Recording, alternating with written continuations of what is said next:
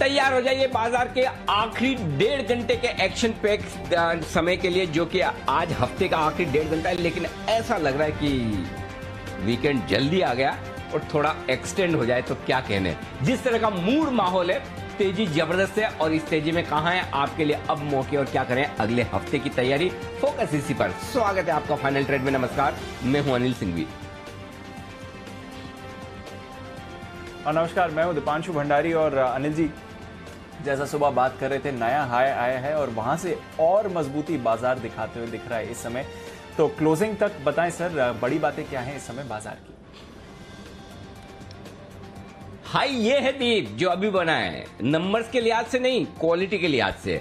Gap से खुले high को मैं हाई नहीं मानता, मानना पड़ता है, वो मजबूरी है। अलग बात है कि भाई आंकड़ा बन गया तो बन ही गया है ना। लेकिन असली हाई ये है जो आपका स्क्रीन पर धीमे धीमे कॉन्फिडेंस बढ़ाने वाला, वो भी हफ्ते के आखिरी दिन। करेक्ट, आखिरी 1.5 घंटा बचा है, लेकिन आप 15,460 के आसपास में, 15,469 ये है अब तक का नया लाइफ टाइम हाई, जो अभी अभी थोड़ी देर पहले बाजार ने दिखाया। गैप से खुले, काफी देर टिके रहे, हल्का करेक्शन आया 15,400 के आसपास। वहां से हम फिर से रफ्तार पकड़ते हुए दिखे। तो ये एक अभी जो रिकवरी हुई है, आखिरी 1.5 घंटे में जाने से पहले अगर बाजार मजबूती के साथ आगे बढ़ रहे हैं, ये ताकत दिखाता है बाजार की। स्क्रीन पर पूरी की पूरी खरीदारी जो होती दिख रही है, वो जोश भरने वाली है। हाँ, जिसको कंप्लेन है बहुत सारी है, होंगी, होनी भी चाहिए। अरे ये तो अकेला रिलायंस है जो इतना खींच के रखे हुए निफ्टी को 6% ऊपर है, तो फिर तो लाइफ टाइम हाई बनेगा ही। तो इस कंप्लेन का जवाब ये भी कि फिर इतने दिनों बिना रिलायंस के भी तो आप लाइफ टाइम हाइक पर पहुंचे ही है ना। तो आज अगर रिलायंस अपना कंट्रीब्यूट कर रहा है, बाजार के दिग्गज, भाई जब बड़ा काम हो तो लीडर्स काम नहीं करेंगे तो कौन करेगा। तो सीधी सी बात है। और हम तो दीप बात ही कर रहे थे ना कल भी कि अगर लाइफ टाइम हाई बन गया तो मैं और दीप वापस से आ जाएंगे आपके लिए शो करने के लिए दिन के दौरान भी। तो भाई लीडरशिप तो लीडरशिप चाहिए ही चाहिए। और जब लाइफ हाई बनाना हो तो रिलायंस का कॉन्ट्रीब्यूशन जरूर चाहिए। तो आप जैसे देखना चाहें वैसे देखिए, तेजी है, इसमें कोई डाउट नहीं। कहीं से भी आए, कैसे भी आए, मेटल्स फिर से मजबूत हुए हैं, बैंक्स फिर से चल रहे हैं। तो ये ब्रॉड मार्केट में जो खरीदारी का माहौल है, उससे वापस से आप हाई पर पहुंचे। तो मैं ये कह सकता हूं दीप, ये क्वालिटी वाली तेजी है, ब्रॉड बेस्ड तेजी है, पार्टिसिपेशन वाली तेजी है। और इस तेजी में मुझे सबसे बढ़िया बात जो लग रही है, सबसे बढ़िया बात जो अब तक की मैंने इतनी तेजी देखी, इतने लाइफ हाई लाइफ में मैंने देखे हैं, उनमें से सबसे बढ़िया मुझे लग रही है कि इस बार वाकई में रिटेल इन्वेस्टर्स ने पैसा बनाया है। ये सबसे बढ़िया बात है। और यही इस तेजी की, इस लाइफ हाई की सबसे बेहतरीन चीज मुझे लगती है कि इन्वेस्टर्स का पैसा बनाया दीप। और वो भी ऐसे समय में जब उन्हें कहीं भी और पैसा बनाने का मौका नहीं मिल रहा था। बाकी कामकाज ठप पड़े हैं, कमाइयां कम हो चुकी है, नहीं के बराबर है। तब अगर स्टॉक मार्केट उन्हें एक मौका दे और वो पैसा बना पाए, तो इससे बढ़िया बात हो नहीं सकती। तो वाकई में सही वक्त पर स्टॉक मार्केट वेल्थ बनाने, कमाई कराने के लिए एकदम लाइफ हाई पर आया है। जी दीप। बिल्कुल सर, तो मार्केट लाइफ हाई पर आया है, रिटेल ने इस तेजी का पूरा फायदा उठाया है सर। और लगातार कह ही रहे थे कि small cap mid cap market में भी रखिए फोकस, जहां पर हम देख रहे हैं पिछले 2 महीनों में अच्छी खासी तेजी बनती हुई दिखी है। तो निफ्टी ऑल टाइम हाई पर है, कुछ ब्रॉडर मार्केट्स के इंडेक्स भी ऑल टाइम हाई पर हैं और जबरदस्त एक्शन बाजार में बना हुआ है। इस एक्शन को आगे बढ़ाते हैं, थोड़ी देर में सर से चर्चा भी करेंगे कि अब बाजार पर स्ट्रैटेजी क्या बननी चाहिए, क्योंकि नई सीरीज की भी शुरुआत हुई है और हमारे एक्सपर्ट्स भी जुड़ रहे हैं, उनसे भी उनके बारे में, स्टॉक्स के बारे में बात करेंगे। पर आइए आपको बता दें कौन से इवेंट्स पर नजर है हमारी, और साथ ही आज के खबरों वाले शेयर्स कौन से हैं। कुशल और वरुण हमारे साथ तैयार हैं। कुशल, गुड आफ्टरनून, बताएं कौन से हैं आने वाले दिनों के लिए अहम इवेंट्स। बिल्कुल दीपांशु, आप देखिए जो आज आने वाले इवेंट्स हैं, अभी जो बाकी बचे हैं वो मैं आपको बता देता हूं। एमएनएम के नंबर्स आने वाले हैं, साथ ही एफ&ओ स्पेस से ग्लेनमार्क फार्मा, आरईसी और सिटी यूनियन बैंक के नंबर्स आएंगे। जीएसटी काउंसिल की 43वीं बैठक जो है उस पर वित्त मंत्री 7 बजे प्रेस कॉन्फ्रेंस करने वाली है, तो यहाँ पर भी हमारी नजर होगी। साथ ही दीपक फर्टिलाइजर नतीजों के साथ साथ पूंजी जुटाने पर भी बोर्ड बैठक है, उस पर अपडेट अभी तक आया नहीं है हमारे पास। 29 मई यानी कि कल यहाँ पर निफ्टी से डिविज लैब के नंबर्स आते हुए दिखेंगे, एफ&ओ से बैंक ऑफ बड़ौदा रहेगा। कोटक महिंद्रा बैंक भी फोकस में रहेगा क्योंकि यहाँ पर पूंजी जुटाने पर बोर्ड बैठक है, तो वहाँ पर क्या डिसीजन निकल कर आता है ये हमें देखना होगा। 31 मई यानी कि सोमवार को यहाँ पर एफ&ओ स्पेस से औरोबिंदो फार्मा के नंबर्स आएंगे। साथ ही इन्फोसिस 15 रुपए के अंतरिम डिविडेंड की एक्स डेट होगी। Reliance Industries partly paid up share की पहली किश्त जमा करने की आखिरी तारीख है सोमवार को। साथ ही मानसून 31 मई को केरल तट से टकरा सकता है, ऐसा आईएमडी अनुमान करके चल रहे हैं। पीएनबी हाउसिंग फाइनेंस लिमिटेड को लेकर भी जो अपडेट है, 31 मई को बोर्ड बैठक होगी पूंजी जुटाने पर, यहाँ पर भी हमारी नज़र रहेगी। चौथी तिमाही के जीडीपी आंकड़े आते हुए दिखेंगे भारत के, और साथ ही यूएस और यूके के जो बाजार हैं वो बंद रहेंगे।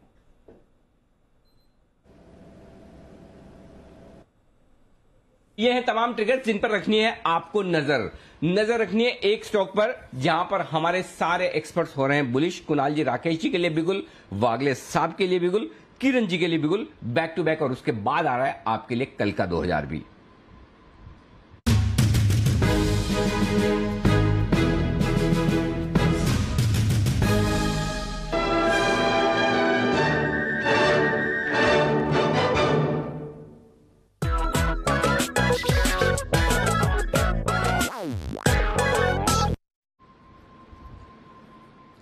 फोटो फिनिश में फास्टेस्ट फिंगर फर्स्ट में सबसे आगे निकले हैं कुणाल जी राकेश जी, उनके ठीक पीछे पीछे हैं वागले साहब, और तृतीय स्थान पर ब्रॉन्ज मेडल के साथ आए हैं किरण जी। वैसे भागने में किरण जी सबसे आगे, ऐसे रेस कराएंगे तो वागले साहब सबसे पीछे निकलेंगे, लेकिन इस वाले मामले में किरण जी आप तृतीय नंबर पे। शुरुआत करें राकेश जी, कुणाल जी करें शुरुआत।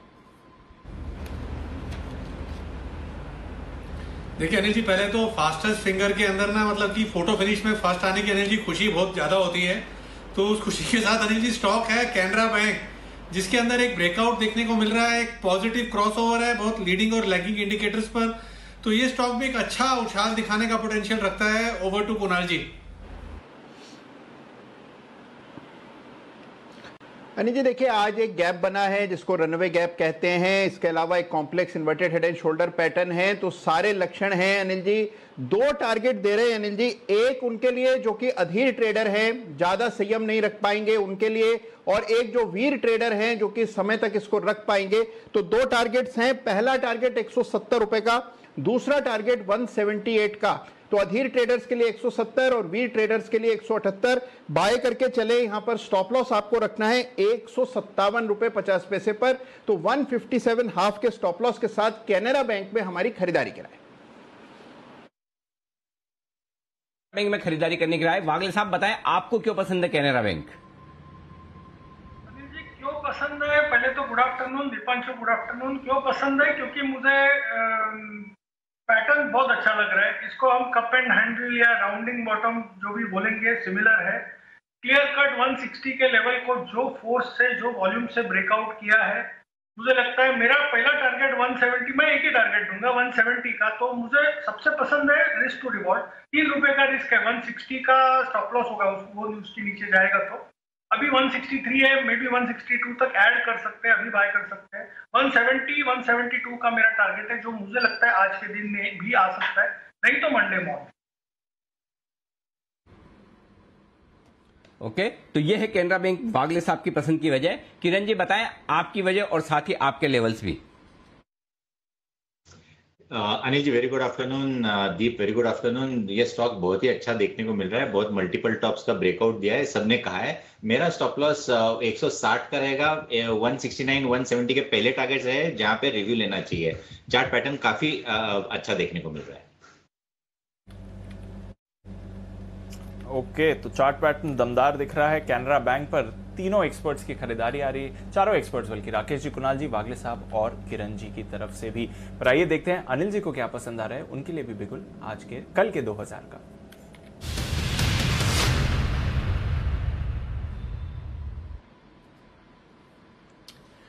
दीप, अरविंद फैशंस ये है वो स्टॉक जहां पर खरीदारी करने की राय है 2000 के लिहाज से। और ये स्टॉक मुझे इसलिए पसंद है क्योंकि आज इस पूरी स्पेस में बजे, आज देखिए रूपा, लक्स, डॉलर, पेज इंडस्ट्रीज के रिजल्ट आपने देखे हैं, तो सारे रेडीमेड गारमेंट्स और स्पेशली इनर वियर वाले जो स्टॉक्स हैं उनमें जबरदस्त तेजी बनती हुई दिख रही है, इस उम्मीद में कि रिजल्ट्स बहुत ही दमदार आएंगे और सबके रिजल्ट्स दमदार आते हुए दिख भी रहे हैं। अरविंद फैशंस के पास भी बहुत स्ट्रांग ब्रांड्स हैं, केल्विन क्लीन वगैरह जो आप जानते हैं, ये सारी ब्रांड्स हैं। हेंस एक और अंडरगारमेंट्स के ब्रांड्स हैं जो अरविंद लिमिटेड फैशन के पास में। इसके अलावा ब्रांडेड गारमेंट्स का जो इनका पूरा सेल्स है वो तगड़ा है, पूरा 3,500 करोड़ रुपए के आसपास का गारमेंट्स का इनका सेल्स है और एक से एक बेहतरीन ब्रांड्स इनके पास है। तो सारे ब्रांडेड फैब्रिक वाले, ब्रांडेड गारमेंट्स वाले, अपरेल वाले ये स्टॉक्स बड़ी तेजी से ऊपर आते हुए दिख रहे हैं, एक्शन में आते हुए दिख रहे हैं। इनमें जो स्ट्रॉन्ग डिमांड है वो आपको नजर आ रही है। ऐसे में यहां पर खरीदारी करने का मौका है। 133 रुपए का एक स्टॉप लॉस रखें। 150, 155, 158, 165 ये 4 छोटे टारगेट हैं। 150 डे ट्रेडर्स के लिए टारगेट है, 155, 158, 165 पोजिशनल टारगेट है। लेकिन आपको फाइनली अगर इन्वेस्टमेंट के लिए आज से रखना है तो 190 के टारगेट के लिए आप इसको होल्ड करिए। इन्वेस्टर्स के लिए मैं टेक्सटाइल स्टॉक्स पर लगातार बुलिश हूं, पॉजिटिव हूं। और आप देखिए हमने डॉलर भी रिकमेंड किया था 3 दिन 4 दिन पहले, डॉलर के सारे के सारे टारगेट्स वहां पर हासिल हो चुके हैं। ये सारे स्टॉक्स हैं जहां पर भरपूर एक्शन आगे भी रहने वाला दीप, तो यहां पर आपके लिए खरीदारी करने का एक बेहतरीन मौका बन सकता है। आइए इसी के चार्ट्स पर एक बार अगर सुमित जी है तो सुमित जी से राय ले ली जाए। सुमित जी, अरविंद फैशंस जरा चार्ट्स देकर राय दीजिए। के अंदर ब्रेकआउट है। स्टॉक में पिछले कुछ दिनों में करेक्शन देखने को मिला, करेक्शन देखने के बाद एक बाउंस देखने को मिला और अभी स्टॉक यहां से ऊपर का मूव दिखाने को तैयार है। तो मेरे हिसाब से ये स्टॉक के अंदर आपने एकदम सही पिक पकड़ लिया है। स्टॉक के अंदर पोजीशंस होल्ड करें। जैसे ही 150 का लेवल तोड़ेगा ऊपर में, उसके बाद स्टॉक के अंदर मोमेंटम और बढ़ेगा और फिर एक अच्छा खासा मूव ऊपर की तरफ देखने को मिल सकता है, जिसके अंदर जो आपने टारगेट्स दिए हैं वो इजीली अचीव हो सकते हैं 160 से 165 के। तो पोजीशंस होल्ड करने की सलाह रहेगी और फ्रेश खरीदारी करके चलने का सलाह रहेगा। बिल्कुल, अरविंद फैशंस यहाँ पर करें खरीदारी। अरविंद स्मार्ट स्पेसेस, आपको याद होगा जब डीमर्ज हुए थे तो अरविंद स्मार्ट स्पेसेस एक अलग कंपनी बनी थी, रियल एस्टेट बिजनेस है, वहां पर थोड़े सुस्त नतीजे अभी अभी आपकी स्क्रीन पर आते हुए दिख रहे हैं, इसलिए वो स्टॉक पर 5% की गिरावट है। बट अरविंद फैशंस का उस कारोबार से कुछ नहीं लेना है। इस स्पेस में बढ़िया तेजी है। ट्रेड के लिए 165 तक के टारगेट और अगर आप थोड़ा लंबा नज़रिया रखते हैं तो 190 तक के टारगेट भी आपको आते हुए दिख सकते हैं अरविंद फैशंस पर। आइए कुछ खबरों वाले शेयर्स के बारे में भी जान लेते हैं वरुण के साथ। वरुण, बताएं कौन से नतीजे आए हैं आज और कुछ और खबरें क्या हैं? डेफिनेटली शुरुआत करते हैं खबरों वाले शेयर से और यहाँ पे सबसे पहले तो बजाज हेल्थकेयर ब्लैक फंगस की दवा के लिए इसने एक एपीआई लॉन्च कर दिया है। इसके अलावा डॉक्टर रेड्डीज जो 2DG दवा थी उसकी कीमत तय हो चुकी है 990 रुपये प्रति सैशे। कैडिला हेल्थ पैकेजिंग के नए स्क्रैच कोड जो है उसकी शुरुआत इस कंपनी ने की है। इसके अलावा सन फार्मा एस्ट्राजेनेका के साथ जो डिस्ट्रीब्यूशन का करार था वो इस कंपनी ने खत्म कर दिया है। दवा के ट्रांजिशन सप्लाई के लिए दोनों कंपनियों के बीच एक करार था, वो करार जो है अब इस कंपनी ने एस्ट्राजेनेका के साथ रद्द कर दिया है। SBI 2 NPA की बिक्री के लिए बोली मंगवाई है इस कंपनी ने। कैनरा बैंक इक्विटी डेट के जरिए 9,000 करोड़ रुपए जुटाने की यहाँ बोर्ड से मंजूरी मिल चुकी है। इसके अलावा DLF पे नजर रखिए। वैसे तो खबर दिल्ली को रिलेटेड है क्योंकि दिल्ली सरकार ने नए अनलॉक का जो प्लान है उसका ऐलान किया है। सोमवार से शुरू हो जाएगा, जहां पहले चरण में कंस्ट्रक्शन संबंधित एक्टिविटीज जो है उसको खोलने की यहाँ मंजूरी दी गई है। तो कहीं ना कहीं इसका इम्पैक्ट कुछ हद तक DLF पे हो सकता है, इसके लिए मैं कह रहा हूँ कि वहाँ नजर रखिएगा। नतीजे नेस्को के आए हैं, जहाँ पे जो कंपनी का मुनाफा है 53 करोड़ से घट के करीब 40 करोड़ के आसपास आया है। कंपनी की आय जो है 118 करोड़ से घटकर 75 करोड़ के आसपास आई है। तो थोड़े दबाव में थे इस कंपनी के नतीजे, हालांकि कंपनी ने 3 रुपये प्रति शेयर के डिविडेंड का ऐलान किया है। 3M इंडिया कंपनी का जो मुनाफा है 60 करोड़ से बढ़ के 70 करोड़ पे आया है और कामकाजी जो मुनाफा है उसमें भी अच्छी खासी बढ़ोतरी हुई है, 76 करोड़ से बढ़ के 102 करोड़ के आसपास। मार्जिन गिरे हैं 11.3% से बढ़ के 12.3%। कुडुम्बी पेपर यहाँ पे मुनाफा 4 करोड़ से बढ़ के 21 करोड़ पे आया है और आय 133 करोड़ से बढ़ के 148 करोड़ पे। इप्का लैब्स यहाँ कंपनी का मुनाफा दुगना हुआ है, 86 करोड़ से बढ़ के 161 करोड़ पे आया है। कंपनी की आय जो है उसमें भी बढ़ोतरी हुई है, हालांकि कंपनी को यहाँ अन्य आय का भी फायदा मिला है 20 करोड़ के आसपास का। लेकिन मार्जिन देखिए 15.7% से बढ़ के 20.5% पे आया है। और स्टील एक्सचेंज ऑफ इंडिया यहाँ पे भी नतीजे अच्छे हैं, जाहिर सी बात है स्टील के सेक्टर में काम करती है। मुनाफा 19 करोड़ से बढ़ के 29 करोड़, कंपनी के मार्जिन 2.7% से बढ़ के 13.4% पे और आय जो है 182 करोड़ से बढ़ के 327 करोड़ पे आई है। ओके, तो ये हैं आपके लिए ढेरों नतीजे जो आते हुए दिख रहे हैं। ये हफ्ता नतीजों के लिए काफी हैवी रहा है, पिछले कुछ दिनों से हम देख रहे हैं मिड कैप स्मॉल कैप में स्पेशली जो ये एक्शन बना है। आइए कुछ स्टॉक्स पर जो एक्शन है उसके बारे में चर्चा करते हैं बिगुल सुमित जी के लिए। सुमित के सुपरहिट।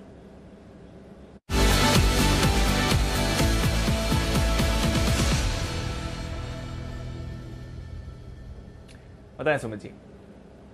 दिपांशु, बाय का स्टॉक रडार पे आया है और स्टॉक है L&T फाइनेंस। बहुत दिनों के बाद ये स्टॉक में मोमेंटम बिल्डअप हुआ है। अभी 92 रुपए 90 पैसा 93 रुपए का भाव चल रहा है और ये स्टॉक पिछले 5 से 7 दिनों के हाई ब्रेक कर रहा है और लोअर लेवल्स पे इसने बेस बनाया है और बेस बनाने के बाद अभी अच्छा बाउंस दिखाने को तैयार है। इस बाउंस के अंदर मेरे को ऐसा लग रहा है कि L&T फाइनेंस ऊपर में 97 रुपए से लेके 3 डिजिट 100 रुपए तक के लेवल दिखा सकता है। जिन्होंने भी बाय कर रखा है वो होल्ड करके चले, क्योंकि आज पहला दिन है जब स्टॉक ने इतनी स्ट्रॉन्ग कैंडल बनाई है और लास्ट 4-5 दिनों के हाई आज एक ही दिन में स्टॉक ब्रेक कर रहा है। तो L&T फाइनेंस में यहाँ पे खरीदारी करे, स्टॉप लॉस लगाए 90 के नीचे का और ऊपर में टारगेट बनेगा 97 रुपीज से लेके 100 रुपए तक का, जो कि नेक्स्ट वीक में देखने को मिल सकता है। ऑप्शंस के जरिए भी L&T फाइनेंस में ट्रेड लिया जा सकता है, जिसके अंदर 95 का कॉल 4 रुपए 40 भाव का सलाह रहेगा। 2 रुपया 60 पैसा नीचे में स्टॉप लॉस लगाए, ऊपर में टारगेट बनेगा 7 रुपए से लेके 8 रुपए तक का। ऑप्शंस में L&T फाइनेंस से 95 का कॉल लेने का सलाह रहेगा और कैश में 97 से 100 के टारगेट होंगे। देखिए आशु सर बैठे हैं हमारे पैनल पे, उसके बावजूद हिम्मत देखिए सुमित जी की भी और हिम्मत देखिए वागले साहब की भी, दोनों ही L&T फाइनेंस पे बैक टू बैक बुलिश है। तो वागले साहब के लिए भी बिल्कुल L&T फाइनेंस के लिए वो भी दमदार मुकाबला है। और वैसे आशीष सर का मुकाबला करने के दो तो कम से कम साथ में होनी चाहिए। तो वागले साहब का वंडर।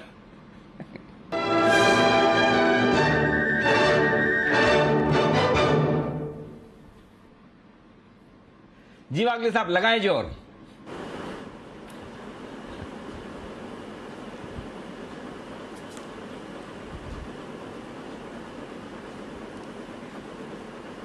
वागले साहब आप शायद म्यूट पर हैं। आप नहीं अनिल जी, मैं कोई म्यूट पर नहीं हूं। हाँ अब आवाज आई जी सर बता। किरण जी अच्छा, देखिए मतलब वागले साहब का खौफ देखा, मतलब जी अनिल जी, आपका अगला टॉपिक अगले वीकेंड है, जब भी आप अगली बार करोगे मस्ती की पाठशाला, उसका टॉपिक कि किरण जी और राकेश जी का म्यूट होने का राज क्या है, उसके पीछे का राज क्या है, ये टॉपिक होना चाहिए। हर एक एनालिस्ट को एक आंसर देने दीजिए। चलो मैं पहले कॉल देता हूँ। हाँ तो ये टॉपिक ये होगा कि कोई भी एक्सपर्ट म्यूट क्यों होता है, आपको बताना है किसी दूसरे एक्सपर्ट के बारे में। हर एक्सपर्ट को दूसरे एक्सपर्ट के बारे में बताना है कि म्यूट क्यों होता है। बंसल जी का हाथ वहीं पर क्यों जाता है, जैसे आशु सर कह रहे थे, किरण जी बार बार म्यूट क्यों हो जाते हैं। इसी तरह से इसी पर होगा टॉपिक। चलिए पहले आप बताएं एक बार जल्दी से, पहले L&T फाइनेंस पर अपनी राय। जी अनिल जी, एकदम क्लोज स्टॉप लॉस लेना है 9150 का। जिस फोर्स से 90 को ब्रेक किया है, मुझे लगता है ये 100 तक की मूव आनी चाहिए। शायद आ जाएगी, शायद आज और मंडे के बीच में आएगी, लेकिन 100 टेस्ट तो जरूर करेगा। तो आपका एक 1.5 से 1.25 रुपए का स्टॉप लॉस, 5 से 6 रुपए के टारगेट, रिस्क टू रिवॉर्ड बहुत ही बढ़िया है। ये मेरा ट्रेड सेटअप है L&T फाइनेंस। ओके तो L&T फाइनेंस में खरीदारी करने की राय इस वक्त वागले साहब की तरफ से भी है। आइए आशु सर के लिए बिगुल सिंह के सुल्तान आशु मदान।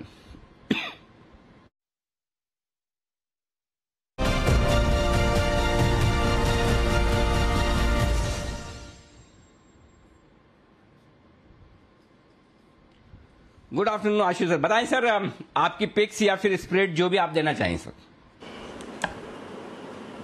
अनिल जी 3-4 ट्रेड्स हैं तो मुझे 2-3 मिनट चाहिए होंगे, मैं एक ही बार में देना चाहूंगा। तो अनिल जी मार्केट का ट्रेंड तो पॉजिटिव है, पोजिशनल व्यू अभी भी पॉजिटिव है। जो 15,300-500 का था 300 भी अचीव हो गया, 500 की तरफ हम बढ़ रहे हैं। तो अनिल जी जो 2 दिन पहले हमने बात की थी कि थीम लगता है कि अब आने वाले टाइम में कुछ टाइम के लिए IT का रहेगा।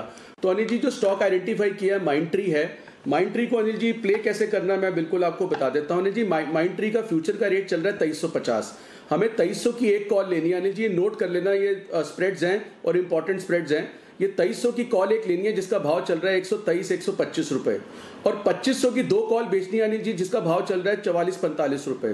तो 2300 की एक कॉल माइंडट्री की लेनी है, 2500 की 2 कॉल बेचनी है अनिल जी। ये स्प्रेड की कॉस्ट होगी 35 रुपए की। 2300 की 2500 1:2 माइंडट्री की स्प्रेड की कॉस्ट होगी सिर्फ 35 रुपीज। दैट मीन्स 2335 पे आप माइंडट्री लॉन्ग हो गए अनिल जी। कुछ तूफान आ जाए, ताउते टाइप भी आ जाए, तो आप 3500 रुपए से ज्यादा नीचे लॉस नहीं करेंगे। और ऊपर माइंट्री का जो अनिल जी सेफ्टी है हमारे पास 2700 तक की है, अभी 2350 चल रहा है, 2700 आपको रोकना पड़ेगा, एक सेकंड, 1 मिनट रुकेगा। इस वक्त रिजल्ट आते दिख रहे हैं एमएनएम के। मैं एक बार जल्दी से एमएनएम के रिजल्ट रख दूं सामने। महिंद्रा एंड महिंद्रा के रिजल्ट आते देख रहे हैं। मुनाफा 162 करोड़ का है, 1014 करोड़ का अनुमान था, तो यानी कि मुनाफे में कुछ न कुछ एडजस्टमेंट होगा। इतना अनुमान और नतीजों का मामला इतना दूर दूर नहीं हो सकता है। देखना है कि क्या कुछ एडजस्टमेंट है। तो मुनाफे का आंकड़ा 162 करोड़ रुपए दिख रहा है, लेकिन देखते हैं आय का आंकड़ा, मार्जिन्स का आंकड़ा, कामकाजी मुनाफा, ये सारे देखने हैं। और इनकी डिटेल्स में मैं आपके सामने रखता हूं कि किस तरह के आंकड़े आपको दूसरे दिखेंगे। लेकिन ये आपके लिए एमएनएम फाइनेंस के नतीजे आपकी स्क्रीन पर फ्लैश होते हुए दिख रहे हैं। तो आप नतीजों के लिहाज से एक बार जरा एक्शन इस पर देखिएगा जरूर। मुनाफे का आंकड़ा है 162 करोड़ का। और दूसरे आंकड़े भी एक बार आ जाएं तो मैं आपके सामने रखता हूं। और कुणाल जी तब तक आप चार्ट्स भी तैयार रखिए एमएनएम फाइनेंस, एमएनएम लिमिटेड के लिए, महिंद्रा एंड महिंद्रा लिमिटेड। एक बार जल्दी से बताएं इसके चार्ट्स पर क्या लेवल्स इंपॉर्टेंट है जब तक कि सारे रिजल्ट सामने आए। अनिल जी देखिए, एक सीमित दायरे का कारोबार हो रहा है, वॉलेटाइल हो गया है नतीजों के बाद, लेकिन मुझे लगता है कि देखिए 815, 830 ये तो अनिल जी इसके लिए गोल पोस्ट हैं। 815 के नीचे ही कमजोरी देखने को मिलेगी। मुझे लगता है कि कमजोरी करने के लिए जल्दबाजी नहीं करनी चाहिए। 815 के नीचे ही बिकवाली कीजिएगा, अन्यथा बने रहें। और जैसे ही स्टॉक 832 पार करेगा, इसमें शॉर्ट कवरिंग देखने को मिलेगी, तो 832 के ऊपर स्टॉक स्ट्रांग हो जाए। और आय का आंकड़ा आता हुआ दिखा है। आय का आंकड़ा है 13,338 करोड़ का, 9,005 करोड़ से आय का आंकड़ा 13,338 का आता हुआ दिखा है। एक्सेप्शनल लॉस ये 840 करोड़ का, ठीक है, अब समझ में आया। 840 करोड़ का एक्सेप्शनल लॉस है और इसी वजह से आपको 163 करोड़ का 108 करोड़ का आपको मुनाफा नजर आ रहा है। तो एक्सेप्शनल लॉस हटाकर देखेंगे तो फिर मुनाफे का आंकड़ा बढ़िया है, कहीं कोई तकलीफ नहीं। तो 163 करोड़ और 840, 800 और 1000, 900, 1000 करोड़ के आसपास का मुनाफा आता हुआ दिखा। तो एडजस्टमेंट करने के बाद आप देखेंगे तो 1000 करोड़ के आसपास का मुनाफा आपको नजर आएगा। तो कोई खास चिंता की बात नहीं, फिर नतीजे अनुमान के मुताबिक आप कह सकते हैं, क्योंकि जो कुछ भी एडजस्टमेंट है वो आपके लिए मुनाफे में जो है वो एक्सेप्शनल लॉस की वजह से है। दीप, और कुछ डिटेल्स आ रही है आपके पास महिंद्रा एंड महिंद्रा को लेकर? बिल्कुल सर, 840 करोड़ रुपए का एक्सेप्शनल लॉस कंपनी ने करा है, तो उसको अगर आप एडजस्ट करें फिर भी थोड़ा अनुमान से कम है मुनाफे का फिगर, बट ओवरऑल वहीं पर वो निकल कर आता है। जो 13,338 करोड़ का आय का फिगर आया है वो अनुमान से एक्चुअली काफी बेटर है सर, क्योंकि हम 12,950 करोड़ की आय का अनुमान लगा रहे थे। तो उस हिसाब से देखें तो अनुमान से थोड़े बेहतर नतीजे दिख रहे हैं ये, बट ऑफकोर्स ये आपको एक्सेप्शनल आइटम लेना पड़ेगा। जो इनका एबिटा आया है वो 1960 करोड़ का आया है, हमारा अनुमान 1810 करोड़ का था। तो अगेन कामकाजी तौर पर देखें तो एबिटा ने 150 करोड़ रुपए से बीट करा है, तो ये एक डेफिनेटली अच्छा फिगर है, कामकाजी तौर पर अच्छा नंबर ये आते हुए दिख रहा है। तो ओवरऑल सर देखेंगे तो डेफिनेटली ये एक एक्सेप्शनल आइटम कंसर्न वाली बात है, बट उसके अलावा अगर आप देखें तो नतीजे काफी अच्छे आते हुए दिखे हैं कंपनी के। तो अच्छी ही परफॉर्मेंस दिख रही है जहां तक एमएनएम का सवाल है सर, और ऑपरेशनली स्पेशली अच्छा नंबर आते हुए दिख रहा है इसके लिए। ओके, तो दमदार परफॉर्मेंस है, ऑपरेशनली अच्छी परफॉर्मेंस है, कोई दिक्कत की बात नहीं, चिंता की बात नहीं। आशु सर मैं आपके पास आ रहा हूं, उससे पहले जल्दी से एक किरण जी के लिए भी बिगुल है, किरण का कमाल, और उसके बाद आपके सारे स्प्रेड्स में लेता हूं। किरण जी के लिए बिगुल।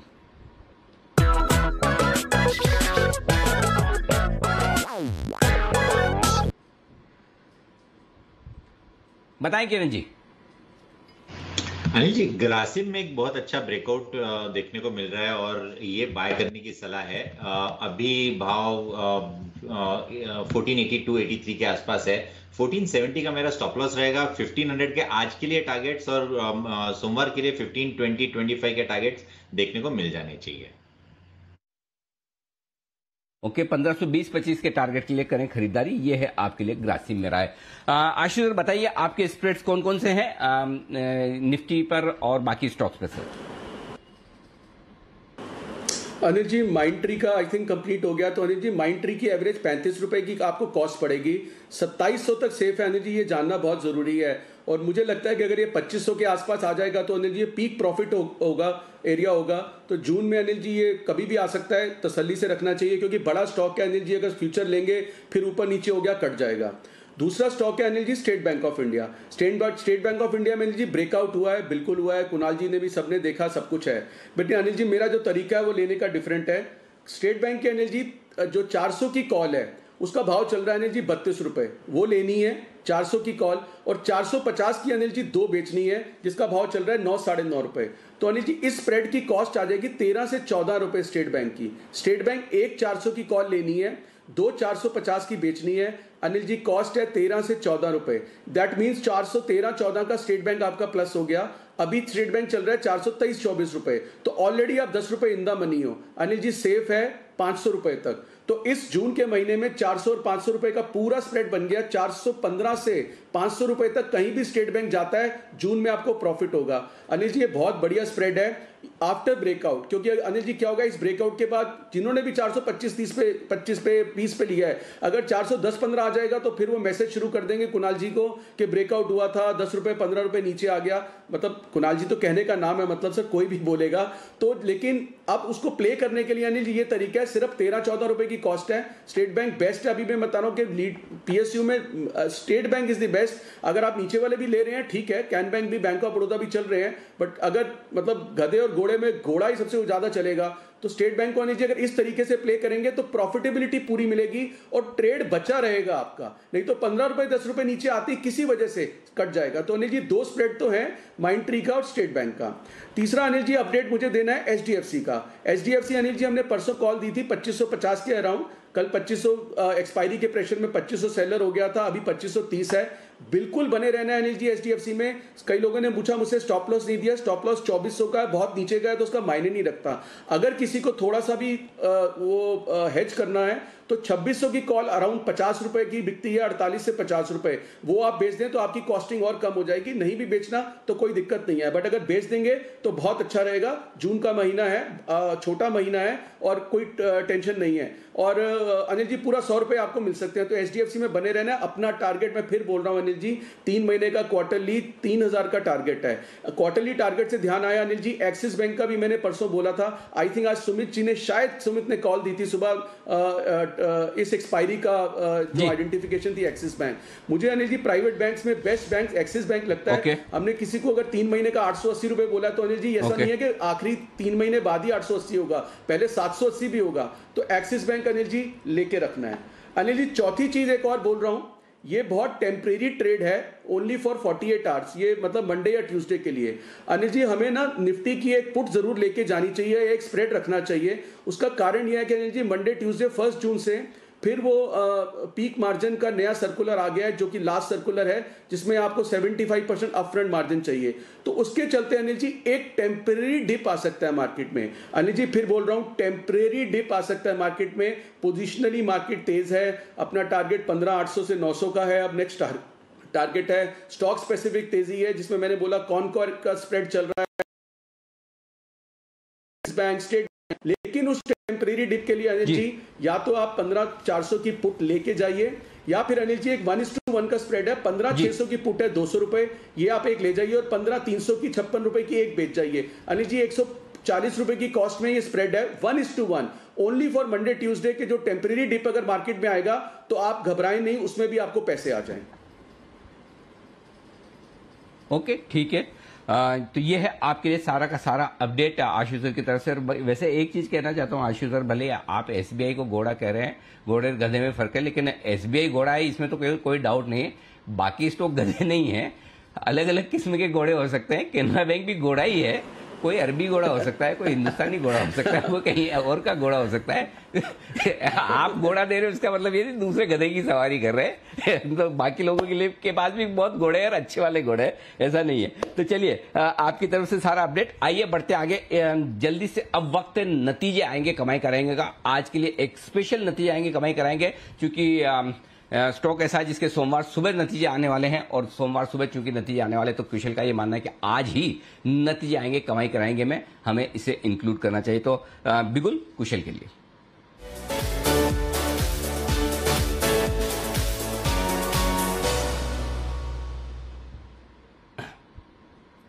बताएं कुशल, कौन सा स्टॉक है और कैसे रहेंगे रिजल्ट्स? बनारी अम्मा स्पिनिंग मिल्स जो है कंपनी का नाम है। आप देखिए टेक्सटाइल स्पेस लगातार हमारे रेडार पे है और फोकस में बना हुआ है। आप देखिए नितिन स्पिनर्स 8 मई को नंबर्स आए थे, उसके बाद सियाराम सिल्क मिल्स के भी हमने नंबर देखे, और यहां पर इसके सोमवार को नंबर्स एक्सपेक्टेड हैं। तो कहीं ना कहीं जिस तरह के यहां पर टर्न अराउंड स्टोरीज देखने को मिल रही है अनिल जी, इस वजह से आपको बनारी अमन स्पिनिंग मिल्स पर फोकस रखना होगा। आप देखिए यहां पर जिस तरह से बाकी जो 2 कॉम्पिटिटर्स हैं उनके नंबर्स आते हुए दिखे हैं, वो तो बेहतरीन है ही, साथ ही अगर मैं आय विभाजन भी देखूं तो करीब 72 से 73% इनका हिस्सा जो है यार्न ऑन फैब्रिक मिलाकर आता है, जबकि नितिन स्पिनर्स का करीब तो ऑलमोस्ट सिमिलर लाइंस पर है मेजॉरिटी कारोबार इनका। और कहीं ना कहीं जिस तरह से एक्स्ट्रापोलेट किया है मैंने नंबर्स, उसको ध्यान में रखते हुए मुझे लग रहा है कि इनकी जो ऑपरेशनल परफॉर्मेंस है सबसे ज्यादा, वो एक बड़ा टर्न अराउंड का गेम हमें देखने को मिल रहा है। इनफैक्ट यहां पर जो दिख रहा है मुझे, आप देखिए आय जो है वो ऑलमोस्ट फ्लैट रहेगी भले ही सालाना आधार पर सबसे बड़ी चीज यहां पर जिस पर आपको फोकस करनी है वो टर्न अराउंड होगा इनके कामकाजी मुनाफे में। 10 करोड़ से बढ़कर करीब करीब 28 करोड़ का फिगर हम अनुमान करके चल रहे हैं। तो यहां पर आपको बहुत अच्छी ग्रोथ खासकर कामकाजी मुनाफे में देखने को मिलेगी। और कंपनी की मार्जिन्स, अनिल जी यहां पर नितिन स्पिनर्स में भी जिस तरह से हमने सालाना आधार पर 6-6.5% के मार्जिन गेन्स देखे थे, यहां पर भी ऑलमोस्ट सिमिलर रुझान देखने को मिल रहा है। 3.6% से बढ़कर 9.7% के मार्जिन कंपनी रिपोर्ट कर सकती है। और मोस्ट इंटरेस्टिंगली पिछले साल अगर आप देखें तो 0.1 करोड़ का घाटा था कंपनी का, और घाटे से मुनाफे में आ रही है, और 12 करोड़ रुपए का क्लीन मुनाफा कंपनी दर्ज करती हुई दिख सकती है।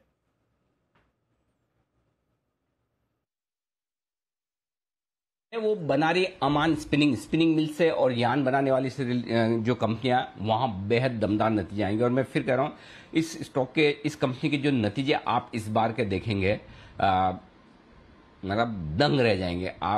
और सबसे बड़ी बात यह कि ये सारे स्टॉक्स वो हैं जो नतीजों से पहले एक्शन में आ चुके हैं और उसके बाद भी एक्शन में वैसे ही रहेंगे जैसे आपको होजरी वाले स्टॉक्स दिख रहे हैं। 8-10 रुपए की ईपीएस अगर क्वार्टरली कंपनी कर दे, कंपनी आपको दिखा दे 8 से 10 रुपए की ईपीएस, तो उससे आप अंदाजा लगा सकते हैं कि क्या कुछ हो सकता है। और फिर आपको वैल्यूएशन फ्रंट पर ये स्टॉक बहुत सस्ता नजर आएगा। तो मुझे लगता है कि बनारी अमान स्पिनिंग बहुत ही तगड़ी, खाली एक ही चीज है कि चूंकि स्टॉक छोटी साइज का, लिक्विड कम है, इसलिए हम जनरली कवर कम करते हैं, बट क्वालिटी वाइज फंडामेंटली आप देखेंगे तो बहुत शानदार स्टॉक है और इसके बहुत ही दमदार नतीजे आने की तैयारी में है। और ये नंबर सोमवार सुबह सुबह आने की तैयारी में, इसलिए आज ही आपके लिए नतीजे आएंगे, कमाई कराएंगे में ये स्टॉक शामिल हुआ है। विश्वेश जी हमारे साथ है इस वक्त। विश्वेश जी जरा इसके चार्ट्स पर नजर डालिए। बनारी अमान स्पिनिंग 98-99 रुपीज के आसपास स्टॉक ट्रेड कर रहा है। रिजल्ट आने हैं सोमवार सुबह सुबह, बताएं कैसा दिख रहे हैं चार्ट्स? देखिए अनिल जी, अगर शॉर्ट टर्म में बात करें तो अभी 130 मेरे हिसाब से इमीडिएट हर्डल लग रहा है मुझे स्टॉक में, करीबन 99 के आसपास चल रहा है। तो from that point of view मुझे लग रहा है अनिल जी 130 तक की जगह है यहाँ पे। तो 90 के नीचे स्टॉप लॉस रख के मुझे लगता है जितना क्लोजर टू आप 95 बाय करोगे, मतलब that is a pivotal level, मुझे लगता है 130 तक जाना चाहिए। तो बनारी अमान अनिल जी काफी अच्छा लग रहा है ऑन ऑल पैरामीटर्स। फंडामेंटल तो आपने बता दिया और चार्ट भी अभी अच्छा लग रहा है।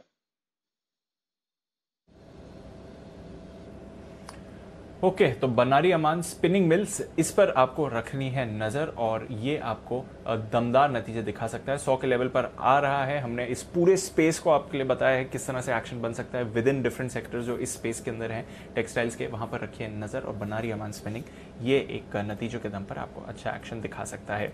देखते हैं किरण जी को क्या पसंद आया है बिगुल उनके लिए। किरण का कमाल।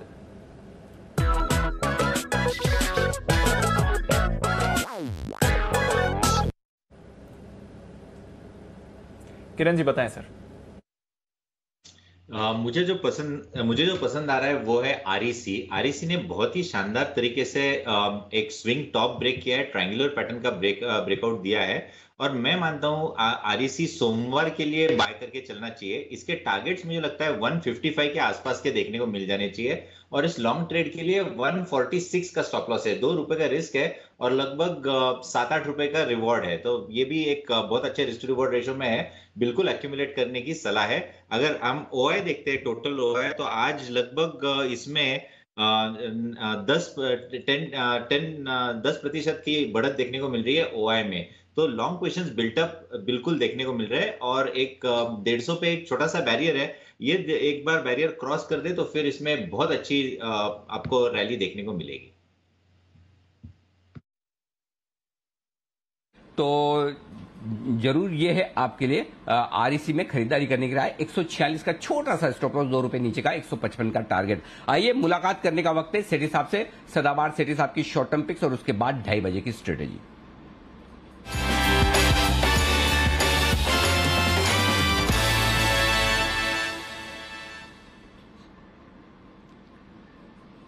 बताएं सेठी साहब, आज क्या कॉम्बिनेशन है दोनों कैश के stocks? Good afternoon Anil ji, good afternoon Deepanshu. नहीं, आज अनिल जी एक कैश का स्टॉक और एक फ्यूचर्स का स्टॉक। तो चलिए शुरुआत कीजिए फ्यूचर के स्टॉक के साथ। अनिल जी, जो आज का मेरा फ्यूचर्स का स्टॉक है वो स्टॉक पहले भी मैंने रिकमेंड करा हुआ है और शॉर्ट टर्म में टारगेट हमेशा जब जब रिकमेंड करे हैं अचीव होता है। स्टॉक का नाम है अडानी पोर्ट्स। ये स्टॉक भी पिछले कुछ दिनों से बाजार को अंडर परफॉर्म कर रहा है और आज इसमें अपने निचले लेवल से एक रिकवरी शुरू हुई है। मुझे लगता है ये स्टॉक अब यहाँ से अच्छा करना चाहिए। एक तो मार्च क्वार्टर के नतीजे बेहद ही दमदार थे। 1327 करोड़ का प्रॉफिट रिपोर्ट किया वर्सेस 344 करोड़ पिछले साल के कंपैरिजन में। ऑपरेटिंग प्रॉफिट मार्जिन है 68%, रिटर्न ऑन इक्विटी 16% का। ये भारत की सबसे बड़ी प्राइवेट पोर्ट ऑपरेटर है जो 12 लोकेशंस पे प्रेजेंट है और कंपनी ने बहुत ही एग्रेसिवली एक्सपैंड किया है। इन्होंने एक गंगावरम पोर्ट और एक कृष्णापट्टनम पोर्ट में अपनी हिस्सेदारी हाल ही में बढ़ाई है। फिर अगर आपको याद हो तो हाल ही में वारवर्क पिंकस को करीबन 1 करोड़ शेयर इन्होंने जारी किया 800 रुपए के भाव में, और एक श्रीलंका की गवर्नमेंट के साथ भी टाई अप किया था कोलंबो के पोर्ट के डेवलपमेंट के लिए। बाकी जिस स्टॉक में थोड़े दिन पहले जो गिरावट आई थी उसका कारण था म्यांमार में इनका एक टर्मिनल पे काम चालू है और म्यांमार पे यूएस के सैंक्शन की वजह से इस स्टॉक को डाउ जोन्स के सस्टेनेबिलिटी इंडेक्स से बाहर किया था, तो उसके कारण हमने गिरावट देखी थी। अब कंपनी ने भी क्लियर किया कि they are willing to abandon that project और लीगल उसके इश्यूज वो वे कर रहे हैं। तो ऑल इन ऑल एक फंडामेंटल बहुत ही अच्छा है। और फिर इसके अंदर अडानी लॉजिस्टिक्स का भी कारोबार है जो कि एक बहुत ही बड़ा लॉजिस्टिक्स का कारोबार है और लॉजिस्टिक्स शेयर्स आजकल बिल्कुल फोकस में है। तो ऑल इन ऑल ये 780-81 के लेवल पे स्टॉक में खरीदारी करने की सलाह है और मेरा शॉर्ट टर्म में 825 का टारगेट है, 760 रुपए का स्टॉप लॉस है। ओके, 760 का स्टॉप लॉस, 825 के टारगेट के लिए करें अदानी पोर्ट में खरीदारी। स्टॉक आज बेहद मजबूती के साथ बड़े दिनों की सुस्ती को तोड़कर चुस्त होता हुआ भागता हुआ ये शेयर आज बड़ी रफ्तार में अदानी ग्रुप के शेयर फिर से एक्शन में आते हुए दिख रहे हैं। आइए सेठ साहब से पूछते हैं उनकी दूसरी पिक बताएं सर। अनिल जी, जो दूसरा स्टॉक है वो कैश मार्केट का स्टॉक है और एक छोटी प्राइस वाला स्टॉक है, हालांकि अच्छा मार्केट कैप है 5,500 करोड़ का। कंपनी का नाम है इन्फीबीम एवेन्यूज जो कि अभी 42 रुपए के लेवल पे ट्रेड करता है। एक दमदार कारोबार है इस कंपनी का, मैं इसको डिटेल देख रहा था। ये कंपनी डिजिटल पेमेंट सॉल्यूशन जिसका इनका ब्रांड है सीसी एवेन्यू और एक एंटरप्राइज सॉफ्टवेयर सॉल्यूशन जिसमें इनका ब्रांड है बिल्ड अ बाजार, ये दोनों प्लेटफॉर्म पे काम करती है। कंपनी इंटरनेशनली भी प्रेजेंट है, इनका भारत में तो कारोबार है, इसके अलावा यूएस, फिर यूएई, सऊदी अरबिया, इन सब कंट्रीज में काम। और इनका जो प्लेटफॉर्म है ये जो डिजिटल पेमेंट का ये यूज करती है HDFC bank, Kotak bank, JP Morgan और बैंक मस्कट, इस तरह की कंपनी है। और ये जो इनका जो एंटरप्राइज सॉफ्टवेयर सॉल्यूशन है वहां पे 25 लाख मर्चेंट्स इनके प्लेटफॉर्म पे है, रोज के 2000 मर्चेंट्स ऐड होते हैं। और इस तरह के स्टॉक का हमको पता है कि वैल्यूएशन कुछ भी होता है और ये कंपनी ने कल अपने तिमाही नतीजे पेश किए मार्च क्वार्टर के, बहुत ही दमदार नतीजे थे। 32 करोड़ का प्रॉफिट और वर्सेस 12 करोड़ था क्वार्टर ऑन क्वार्टर पिछले क्वार्टर में और 17 करोड़ था पिछले साल, जिसके सामने 32 करोड़ का प्रॉफिट। एफआईआई की अराउंड 6.1% हिस्सेदारी है। और कल इन्होंने एक अनाउंसमेंट करा कि इन्होंने रिलायंस जियो के साथ, उनके जियो प्लेटफॉर्म के साथ टाई अप किया है और एक इन्होंने आरबीआई के पास एक एप्लीकेशन डाली है रिटेल पेमेंट लाइसेंस के लिए और उसमें किसके साथ, रिलायंस जियो है, फेसबुक है और गूगल है, इन तीनों के साथ मिलकर एक न्यू अम्ब्रेला एंटिटी के लिए अर्जी डाली है जो कि रिटेल पेमेंट लाइसेंस के लिए अपनी सब्सिडियरी है सो हम भारत डिजिटल पेमेंट, उसके साथ उसके नाम से। अगर इस तरह का कुछ लाइसेंस मिल जाता है तो फिर तो मैं इस स्टॉक पे बहुत मल्टीबैगर रिटर्न्स की उम्मीद करूंगा। और इसके अंदर इन्होंने एक 2018 में एक कंपनी इंस्टेंट ग्लोबल पेटेक में हिस्सेदारी खरीदी, जिनका एक गो पेमेंट नाम से पेमेंट गेटवे है, जैसे पेटीएम है। और आज इस स्टॉक को पिक करने के पीछे भी कारण है कि पेटीएम की आज बोर्ड मीटिंग है, जिसमें वो $3 बिलियन का एक आईपीओ का प्लानिंग कर रहे हैं। तो जब जिस तरह के वैल्यूएशन पेटीएम को मिलेंगे, अगर वैसे देखेंगे तो ये स्टॉक तो कुछ भी हो सकता है। तो ये शॉर्ट टर्म में मेरे इसमें 55 रुपए के टारगेट है, बट मेरा मानना है इस स्टॉक को कुछ क्वांटिटी लॉन्ग टर्म के लिए बिल्कुल रखना चाहिए। मुझे याद आता है टानला प्लेटफॉर्म्स करके, जो आजकल स्टॉक 900 रुपए पे चल रहा है, 3-4 साल पहले टानला सॉल्यूशंस नाम होता था, 40-45 के भाव थे, और वो भी ये टेलीकॉम मोबाइल मैसेजिंग के कारोबार में थी। मैंने तब उसको आइडेंटिफाई करा था। आज 900 रुपए के भाव है 4 साल बाद। मुझे लगता है ये स्टॉक भी अगर सब कुछ मटेरियलाइज हो गया तो it can certainly turn out to be a big multibagger. Okay, तो एक मल्टीबैगर की पोटेंशियल है, बट फिलहाल शॉर्ट टर्म के लिए सिटी साहब 55 के टारगेट्स इन्फीबीम पर आपको दे रहे हैं। नजर रखिए इस काउंटर पर, देखते हैं किस तरह का एक्शन बनता है। शुक्रिया सिटी साहब हमारे साथ जुड़ने के लिए और अपनी स्ट्रैटेजी बताने के लिए। आइए फिर बाजार पर क्या व्यू है इस समय ये भी जान लेते हैं। चलते हैं अनिल जी के पास मार्केट स्ट्रैटेजी के लिए।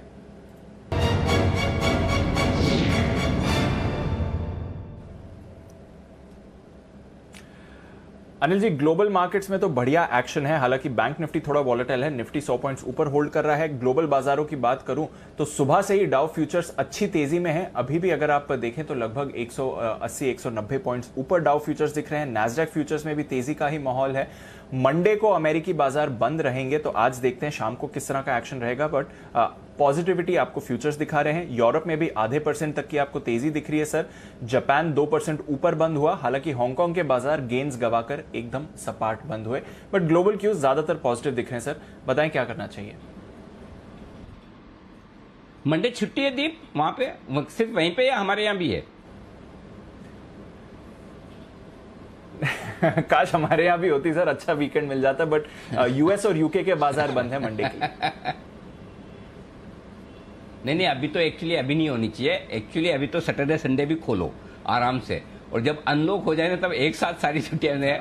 मतलब अभी तो सैटरडे संडे भी मार्केट खोल दो, काम करा लो, जितना कराना है करा। वैसे घर से बाहर तो निकल नहीं सकते आप, कुछ कर तो सकते नहीं है। फिर दिवाली के वक्त या न्यू ईयर के वक्त जब आराम से सब कुछ खत्म हो जाए, ये विश्वेश जी जिनको बार बार गोवा जाना होता है, घूमने फिरने जाना होता है, तो वो जो सारे काम है ना, फिर 5-15 दिन के लिए एक साथ, जैसे चाइनीज न्यू ईयर में कैसा होता है, वो लूनार न्यू ईयर, वो 10 दिन 15 दिन काम ही नहीं करते भाई लोग, सब आराम से छुट्टियां मनाते हैं। हमारे भी वैसे ही सिस्टम होना चाहिए।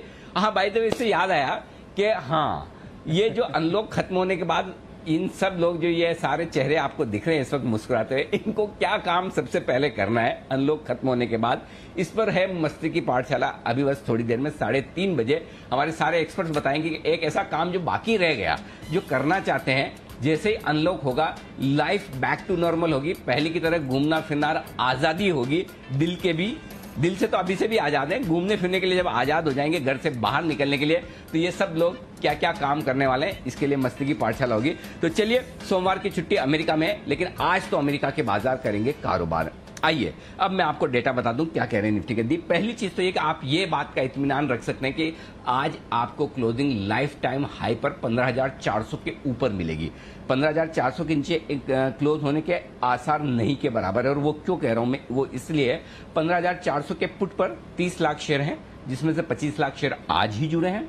15,400 के कॉल्स पर 27 लाख शेयर हैं, जिसमें से 15 लाख शेयर आज ही जुड़े हैं। आपने अच्छा खासा वक्त सेकंड हाफ स्पेसिफिकली फिर से स्क्रीन पर तेजी दिखाकर 15,400 के ऊपर बिताया। इसका मतलब क्लियर कट है, गलती से, वैसे तो आएगा नहीं, गलती से अगर आखिरी मिनटों में, आखिरी आधा पौन घंटे में आशु जी की बात सुनकर अगर कोई लोग प्रॉफिट बुक करना चाहे, थोड़ा नीचे आ भी जाए, तब भी 50 पॉइंट से नीचे की जगह नहीं है। तो 14,500 के 15,400 के आसपास आते ही शॉर्ट कवरिंग भी होगी, फ्रेश खरीदारी भी होगी, और ऐसे में आप 15,400 के ऊपर या इसके आसपास की क्लोजिंग कम से कम देखेंगे। इससे ज्यादा, इससे बेहतर ही हो सकती है। तो आपके लिए रिस्क आज डे ट्रेड के लिहाज से 50 पॉइंट से ज्यादा की है नहीं, ये इत्मीनान रखिए। पहली चीज ये, यानी कि आज का जो लो बना है 15,394 का, वो नहीं टूटना चाहिए, न टूटेगा, इसे डेटा बता रहे हैं। ऊपर में 15,500 के ऊपर भी आप नहीं जाएंगे, जहां पर 33 लाख शेयरों का ओपन इंटरेस्ट है। तो 15,400 15,500 बचे हुए समय के लिए रेंज वही और बीचों बीच में है। तो निफ्टी में जो आपकी तेजी की पोजीशन है इसे आराम से होल्ड करें, फ्रेश पोजीशन 15,400 के आसपास बनाएं, 15,500 के आसपास चाहें तो थोड़ी प्रॉफिट बुक करें अगर डे ट्रेडर है तो, और पोजिशनल ट्रेडर हैं तो सोमवार के लिए निश्चित तौर पर लेकर जाएं। अब नहीं लेके जाएंगे तो कब जाएंगे जब डाउ भी आपको 200 पॉइंट ऊपर दिख रहा है। अब आइए बैंक निफ्टी। बैंक निफ्टी में इंटरेस्टिंग है, देखिए बैंक निफ्टी लाल निशान में, लेकिन बैंक निफ्टी पर 35,000 के पुट ऑप्शन पर हाईएस्ट ओपन इंटरेस्ट है वीकली सीरीज का 12 लाख शेयरों का। तो संभावना ये है कि आज आपकी क्लोजिंग 35,000 के ऊपर ही होनी चाहिए, इसके नीचे नहीं। भले फ्लैट बंद हो जाए 50 पॉइंट ऊपर नीचे, उसको मैं फ्लैट ही मानूंगा। तो 35,000 के ऊपर क्लोजिंग होने की संभावना पूरी है। अगर 3 बजे के पहले 35,000 के नीचे ट्रेड करना शुरू करें तो ही रिस्क है, और रिस्क भी फिर भी ज्यादा नहीं है। फिर भी आप 34,700 के 800 के नीचे आप क्लोज होते नहीं देखेंगे। तो बैंक निफ्टी में भले ही कमजोरी दिख रही है, उतना पार्टिसिपेशन नहीं है, लेकिन कोई खास रिस्क नहीं है। ऊपर की तरफ बैंक निफ्टी में आप 35,500 पर हाईएस्ट ओपन इंटरेस्ट से कॉल्स में उसके पार निकलेंगे नहीं। तो ज्यादा संभावना यह है कि आप 35,000 और 35,300 की रेंज में ही बैंक निफ्टी को ट्रेड करते हुए देखेंगे, ज्यादा कोई एक्शन होने वाला नहीं। तो बैंक निफ्टी सुस्त रहेगा और निफ्टी ये जो रेंज है इसी रेंज में ट्रेड करता रहेगा। लॉन्ग पोजीशन आप अपनी बरकरार रखिए, चिंता की कोई बात नहीं। दीप, लॉन्ग पोजीशन बरकरार रखिए, ये एक क्लियर बात है आपके लिए, चिंता की कोई बात नहीं है इस बाजार में। अब बढ़िया एक्शन है, थोड़ा उतार चढ़ाव चल रहा है, बैंक निफ्टी देखिए उतार चढ़ाव आपको दिखा रहा है, बट पॉजिटिविटी है और सपोर्ट्स भी बाजार में अच्छे दिख रहे हैं। तो आइए फिर नजर रखते हैं एक्शन पर। कुछ और स्टॉक्स जो एक्शन में आते हुए दिख रहे हैं वहां पर भी चर्चा कर ले। एमएनएम नतीजों के बाद अब देखिए रिएक्शन आ रहा है, थोड़ा बाजार डाइजेस्ट कर रहे हैं। एडजस्टमेंट हुआ था जिसकी वजह से हमने थोड़ा इंपैक्ट देखा स्टॉक पर आते हुए, बट अब मूवमेंट ये काउंटर दिखा रहा है। कमिंस वीक नतीजों के बाद रिएक्शन आता, अब एक्शन में ये भी आते हुए दिख रहा है। खरीदारी आ रही है टाटा कंज्यूमर पर इस समय। कुणाल जी जरा टाटा कंज्यूमर के चार्ट्स देखें, 650 660 के लेवल पर आ रहा है। उस पर मैं आपके पास आता हूं। कुणाल जी आप चार्ट पुल अप करिए, तब तक वागले साहब की तरफ से एक कॉल आ गया है, चलते हैं उनके पास। वागले का वंडर।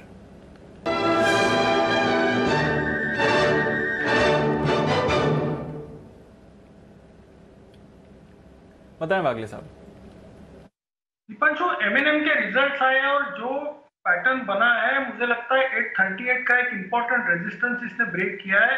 अभी लेकर जाना चाहिए, बाय करना चाहिए। मुझे 20 से 30 रुपए की मूव दिखती है, शायद आपको मंडे को ही दिखनी चाहिए, क्योंकि रिजल्ट के बाद जब स्टॉक एक हाथ डायरेक्शन में मूव होता है तो वो सस्टेनेबल मूव होता है।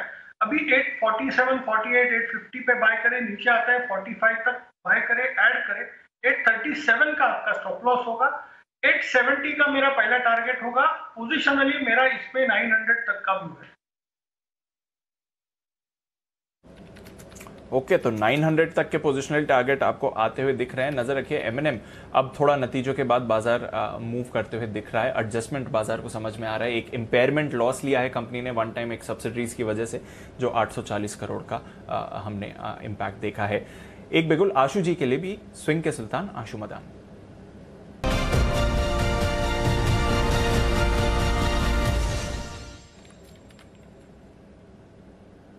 बताएं आशु सर।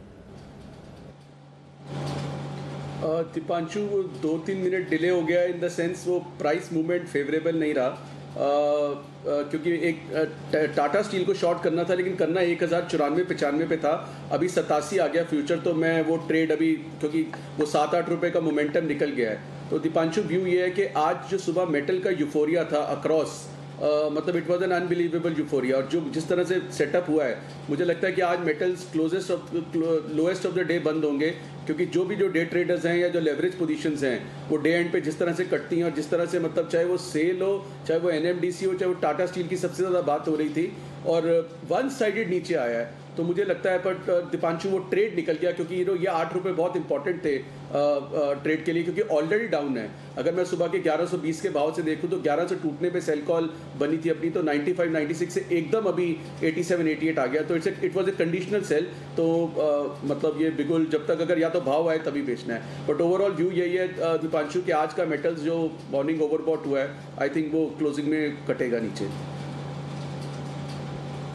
आशु सर, मेरा एक मासूम सा सवाल है हमारे सारे पैनलिस्ट के बिहाफ पर। इनके बिहाफ पे मुझे मैसेज भी आए और पूछा कि आशु सर को पूछो। जनरली आशु सर कहते हैं कि भाई मेरे से तो ये सब जो है ना, आप कॉल देते हो 2-4 रुपए में, ऊपर नीचे में ऐसा हो नहीं पाता। कॉल वो होना चाहिए जो ट्रेड हो पाए, एग्जीक्यूट हो पाए। अब टाटा मोटर में 5-7 रुपए, सॉरी टाटा स्टील में सिर्फ 5-7 रुपए कौन सी बड़ी बात है? मुश्किल से 7-8 रुपए तो आधा % 1% है। अब आपने उसमें ट्रेड ले लिया, तो अब बंसल जी बड़े दुखी हो रहे हैं इसको लेकर।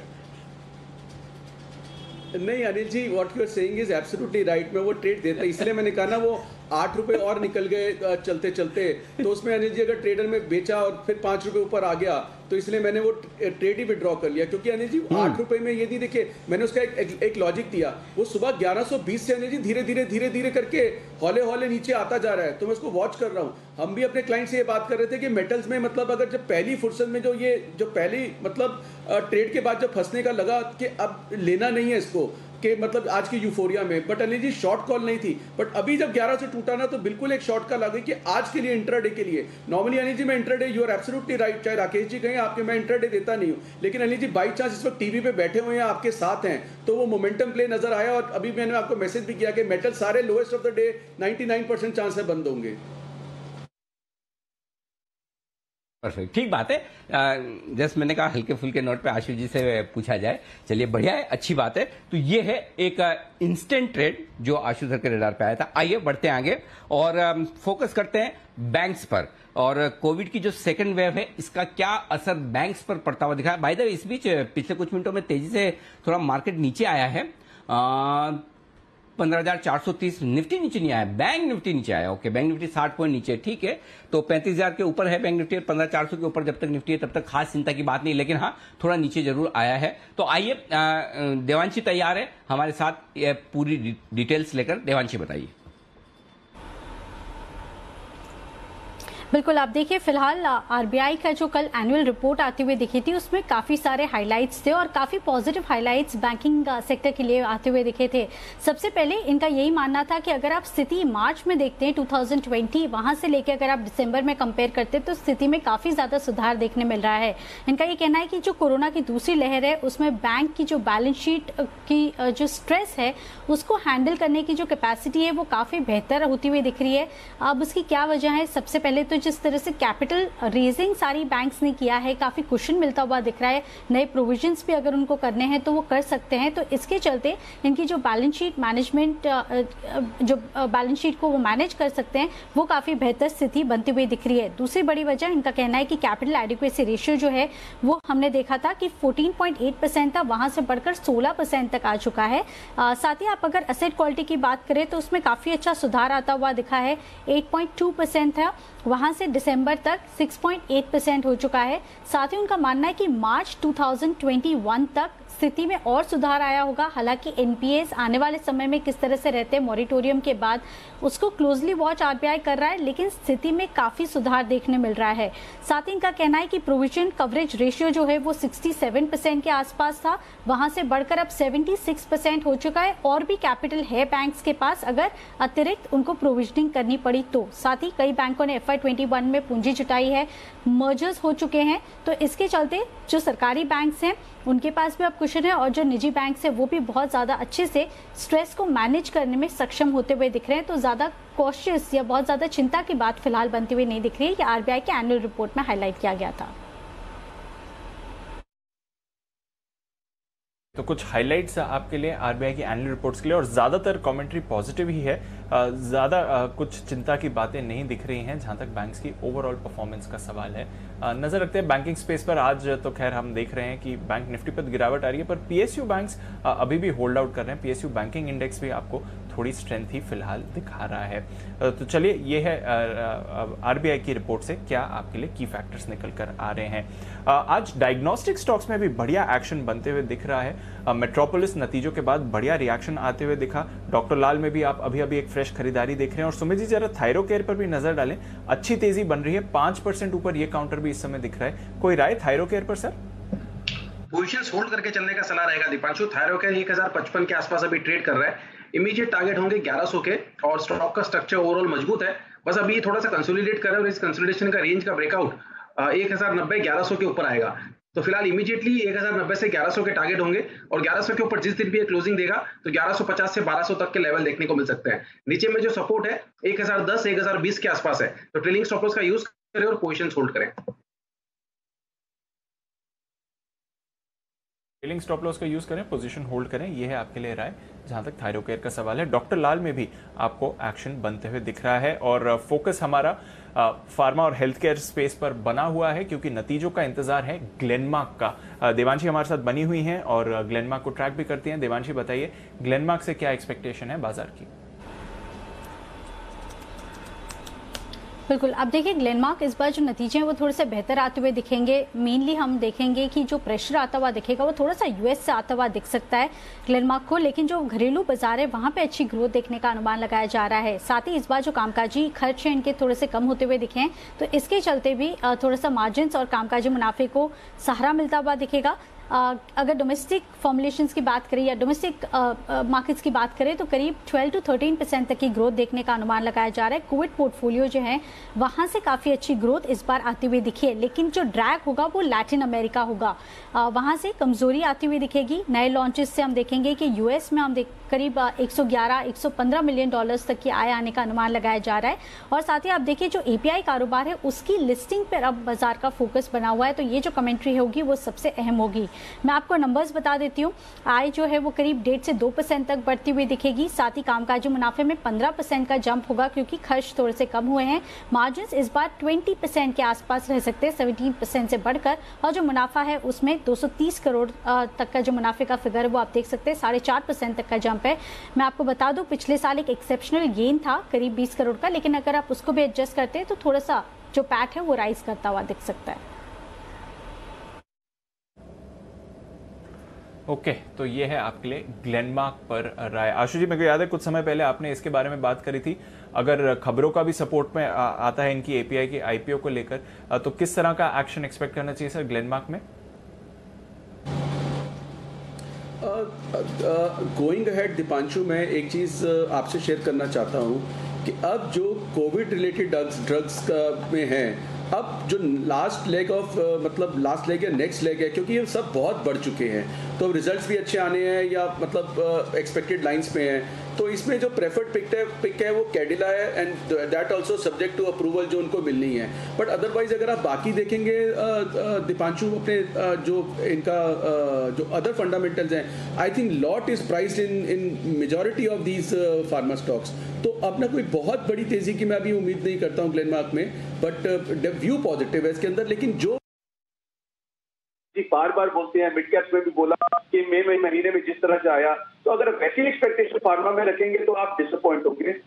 अगर आपने देखा जैसे ग्लेनमार्क वगैरह भी पिछली एक्सपायरी में कहां से ऊपर से मतलब एक्सपायरी के लोएस्ट पे ही एक्सपायरी हुई, उसके बाद भी आज कुछ नहीं है, तो रिजल्ट्स के प्ले थोड़ा डिफरेंट है। बट अदरवाइज अभी कोई नया ट्रेड नहीं है, बट पोजिशनली अभी भी ग्लेनमार्क लॉन्ग में है। लेकिन अगर आप एक्सपायरी शॉर्ट टर्म ट्रेड ढूंढेंगे तो शायद नहीं होगा।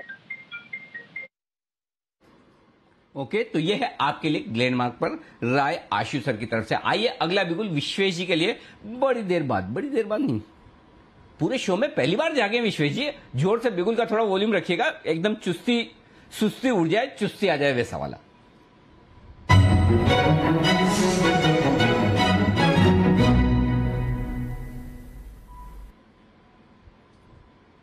वेरी गुड मॉर्निंग विश्वेश जी, बताएं सर।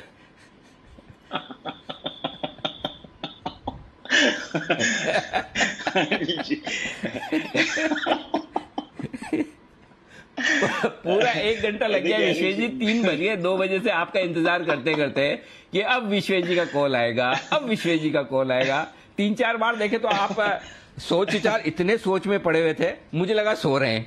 अब क्या होता है कि देखो, छोटा आदमी जो होता है ना वो सोता है, बड़ा आदमी जब सो भी रहा हो आंख बंद करके तो उसके ऐसा लगता है कि ही इज थिंकिंग, वो कुछ बड़ा काम कर रहे हैं, तो इसलिए हम सोच रहे थे आप बड़ा काम कर रहे हो। अच्छा, आशीष सर कुछ कहना चाहते हैं पहले? जी आशीष सर बोलिए। गेस्ट है कि या तो कोई पुट लेने की कॉल होगी विश्वेश की, या कोई सेल कॉल होगी, ऐसे मेरा गेस्ट है।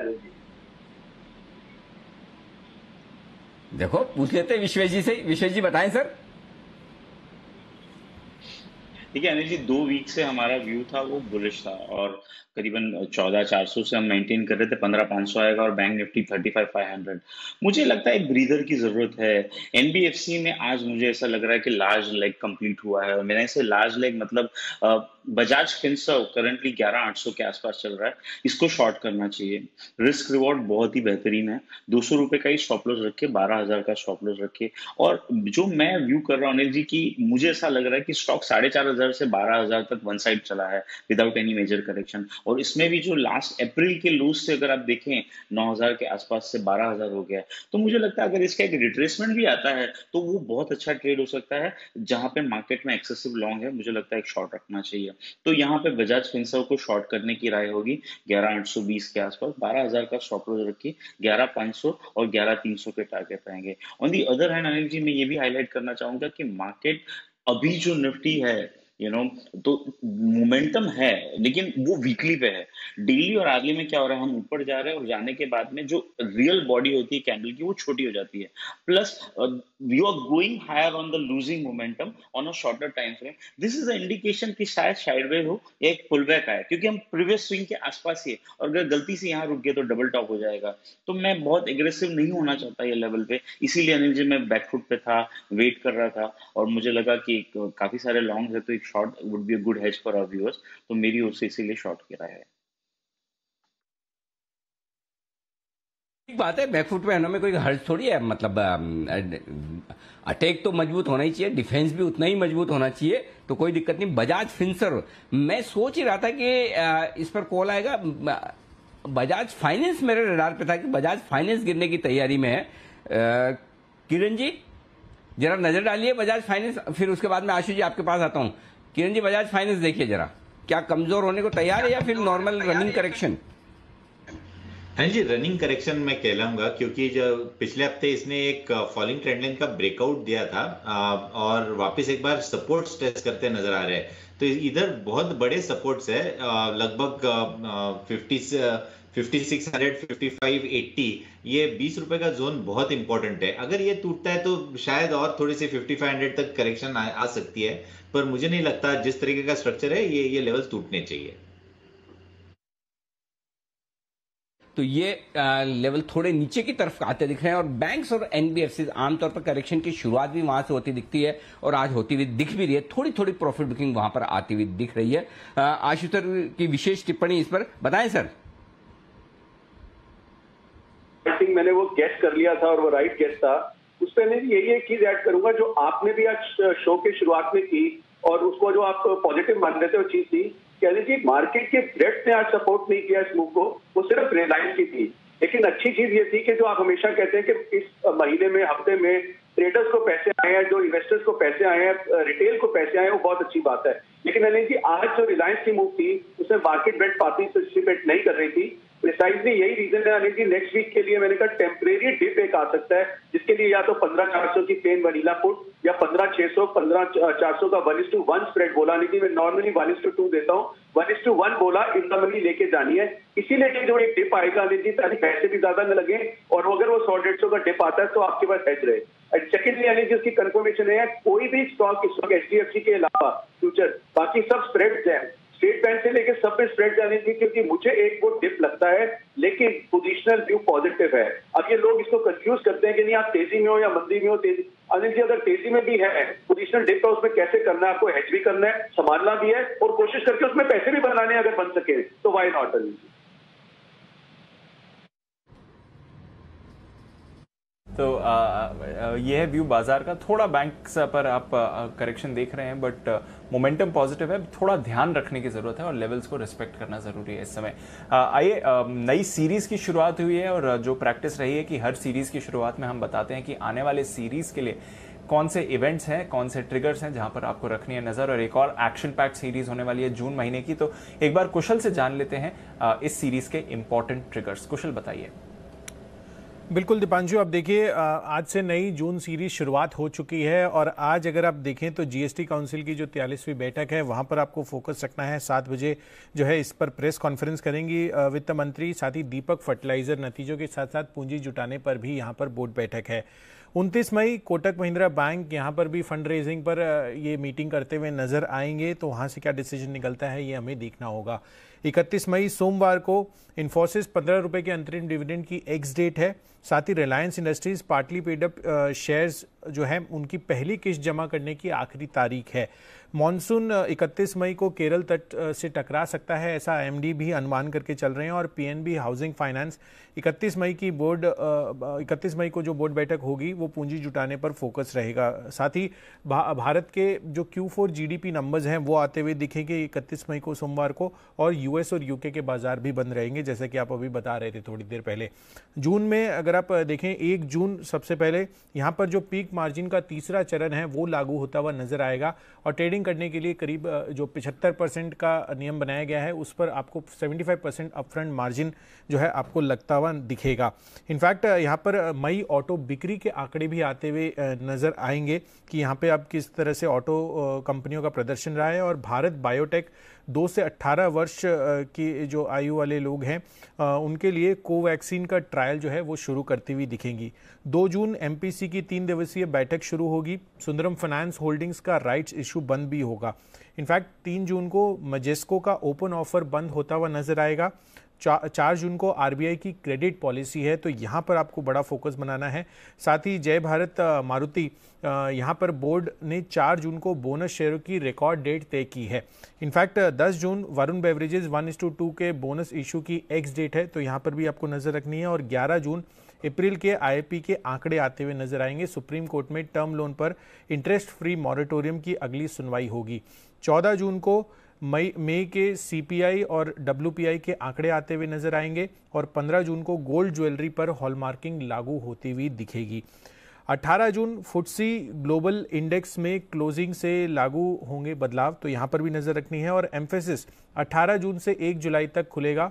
26% हिस्से के लिए ओपन ऑफर, ये आपको ध्यान रखना है। 21 जून को सेंसेक्स बीएससी में रीबैलेंसिंग के जो बदलाव हैं वो लागू हो जाएंगे। और बाटा इंडिया लिमिटेड यहाँ पर इनके जो नए सीईओ हैं गुंजन शाह, वो अपना जो पद है वो संभालते हुए नजर आएंगे। और अंत में 24 जून सीरीज की एक्सपायरी होगी। और जुलाई सीरीज से F&O में निफ्टी के लॉट साइज में बदलाव होंगे और वो 75 के बजाय 50 का लॉट साइज हो जाएगा।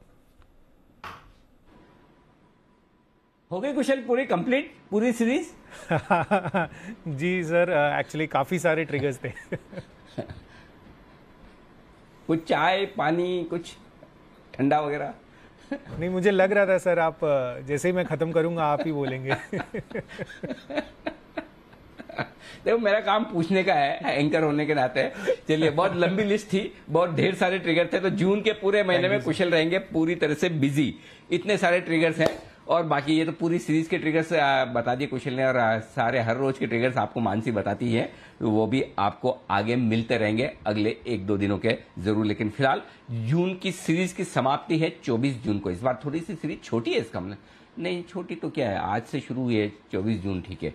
तो 24 जून को ये सीरीज खत्म होगी, थोड़ी सी जल्दी कह सकते हैं एक तरह से आप। तो यहां पर आपको करना है फोकस इन सभी ट्रिगर्स पे। आइए, बैन से बेनिफिट का भी वक्त है। थोड़ी देर में आशीष हमारे साथ जुड़ेंगे और उनसे जानेंगे कि क्या सीरीज के पहले ही दिन कोई शेयर है कमाल करने वाला, बैन में आने की तैयारी में हो तो देख लिया जाए, जान लिया जाए, समझ लिया जाए। तो आशीष जुड़ेंगे, उससे पहले बैंक ऑफ बड़ौदा के रिजल्ट्स आने वाले हैं कल, और उसका अनुमान पहले समझ लेते हैं। देवांशी हमारे साथ है तैयार। देवांशी बताइए कैसे रहेंगे रिजल्ट्स? एसबीआई जैसे तोड़फोड़? बिल्कुल, आप देखिए बैंक ऑफ बड़ौदा इस बार सबसे अमेजिंग बात ये इस बार हमने देखी है कि जितने भी सरकारी बैंक्स हैं वहाँ पे उनकी रिकवरी होती हुई दिखी थी भूषण स्टील के चलते। तो जो रिकवरी होती हुई दिखेगी उससे उनको फायदा मिलता हुआ दिखेगा। और साथ ही आप देखिए जो ओवरऑल लोन ग्रोथ है वो करीब 5 से 6% तक बढ़ने का अनुमान लगाया जा रहा है। जितने हम देखेंगे जो असेट क्वालिटी है वहाँ पे जो रिटेल सेगमेंट है, एसएमई सेगमेंट है, वहां से थोड़ा प्रेशर जरूर आता हुआ दिख सकता है, लेकिन जो रिकवरीज है वो मजबूत थी और इसके चलते हम देखेंगे कि जो असेट क्वालिटी है, overall gross NPS, net NPS, वो स्थिर रहने का अनुमान लगाया जा रहा है। सबसे पहले अगर ब्याज से आय की बात करें तो करीब 14% तक की बढ़त का अनुमान लगाया जा रहा है। मुनाफा इस बार दुगना होता हुआ दिखेगा। अब देखिए 507 करोड़ से बढ़कर 1050 करोड़ पर मुनाफा आता हुआ दिखेगा। दो ही वजह है, सबसे पहले तो जो प्रोविजंस हैं वो बैंकों के कम होते हुए दिखे और जो रिकवरीज हैं वो अच्छी आती हुई दिखेगी। इसके चलते मुनाफे में अच्छा जंप आपको देखने मिलेगा। असेट क्वालिटी स्थिर है, साथ ही आप देखिए जो कॉस्ट ऑफ फंड्स इस पर कम होते हुए दिखे हैं, क्योंकि इस तिमाही में बैंक ने QIP के जरिए फंड जुटाए थे, तो ओवरऑल कॉस्ट ऑफ फंड्स इस बार कम होते हुए दिखे और इसका फायदा भी मिलता हुआ दिख सकता है। मैं आपको बता दूं कि जो उनकी वॉच लिस्ट है, स्ट्रेस पूल है, यहाँ पे सबसे ज़्यादा मार्केट फोकस करेगा। अगर वो कम होती है तो ये काफ़ी ज़्यादा पॉजिटिव नंबर्स माने जाएंगे, लेकिन इन ऑल जो मुनाफा है वो दुगना हो सकता है। जो ब्याज से आया है उसमें करीब 14 से 15% तक का जंप आपको देखने मिल सकता है। लोन ग्रोथ 5 से 7% के बीच में रहेगी। ओके, तो ये है आपके लिए बैंक ऑफ बड़ौदा, इस पर भी रखनी है नजर। और किरण जी, इस पर भी थोड़ी राय दें। हल्की सी मुनाफा वसूली हुई है, कोई ज्यादा गिरावट नहीं है और पिछले 2 हफ्तों में बैंक ऑफ बड़ौदा पर भी अच्छा एक्शन रहा है। Quick call Kiran ji, bank of Baroda पर।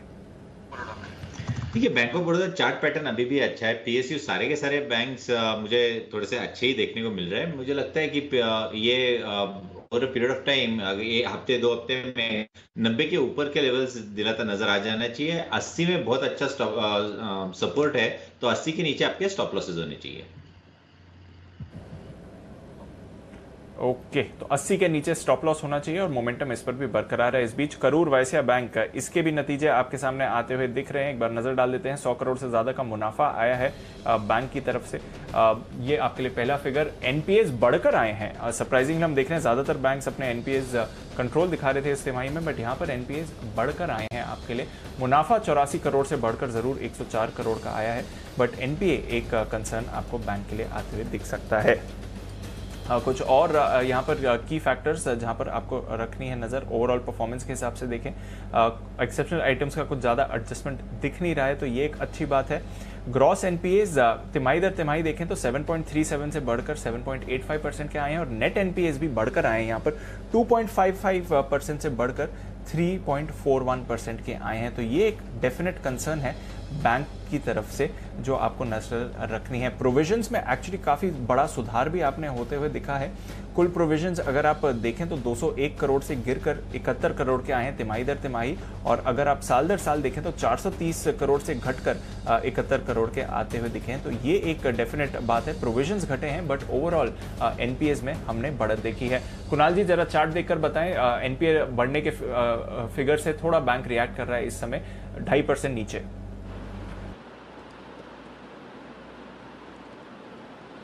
देखिए, करेक्शन आता हुआ दिख रहा है दीपांशु, और एक रेजिस्टेंस से टकरा करके ही स्टॉक नीचे जा रहा है। रेजिस्टेंस जो है वो 60 रुपए 61 रुपए के आसपास है, और पिछले 5-7 सत्रों में हमने देखा है कि 60-61 पार नहीं होता है। जैसे ही उन स्तरों पर ये स्टॉक आता है, बिकवाली का दबाव झेलना पड़ता है। मुझे ओवरऑल स्टॉक का चार्ट काफी मजबूत लगता है, लेकिन एक बार के लिए मुझे लगता है कुछ करेक्शन आएगा, और करेक्शन में हो सकता है 56-50-56 तक का आपको एक करेक्शन आता हुआ दिख जाए, तो करेक्शन 1-1.5 रुपया और चल सकता है। इसलिए कोई खरीदारी की जल्दबाजी नहीं है, वेट करें। स्टॉक जब 60-61 को पार कर लेगा तब इसमें एक फ्रेश बाय का ट्रिगर बनेगा, तो फिलहाल वेट एंड वॉच करने की राय। फिलहाल वेट एंड वॉच करने की राय है। ट्रेजरी इनकम में काफी तेज गिरावट होती हुई दिखी है। 451 करोड़ से ट्रेजरी इनकम इनकी 264 करोड़ की आई है। कॉर्पोरेट होलसेल बैंकिंग इनकम में भी यहाँ पर आपने थोड़ी सी गिरावट देखी है। रिटेल ऑपरेशंस स्टेबल रहे हैं, बट कॉर्पोरेट बुक पर थोड़ा प्रेशर है और ट्रेजरी इनकम काफी तेजी से गिरकर आई है, तो वो भी एक कंसर्न आपके लिए करूर वैश्य बैंक पर। नजर रखेंगे इस चार्ट पर। अभी नतीजों पर आप देख रहे हैं 3.5% की गिरावट है। आइए स्वागत करते हैं जय ठक्कर का कैश के ऑप्शन के लिए।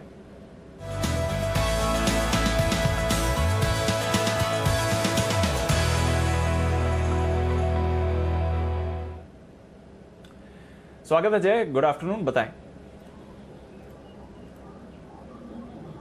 Good afternoon to you Deep, and good afternoon to Anil जी।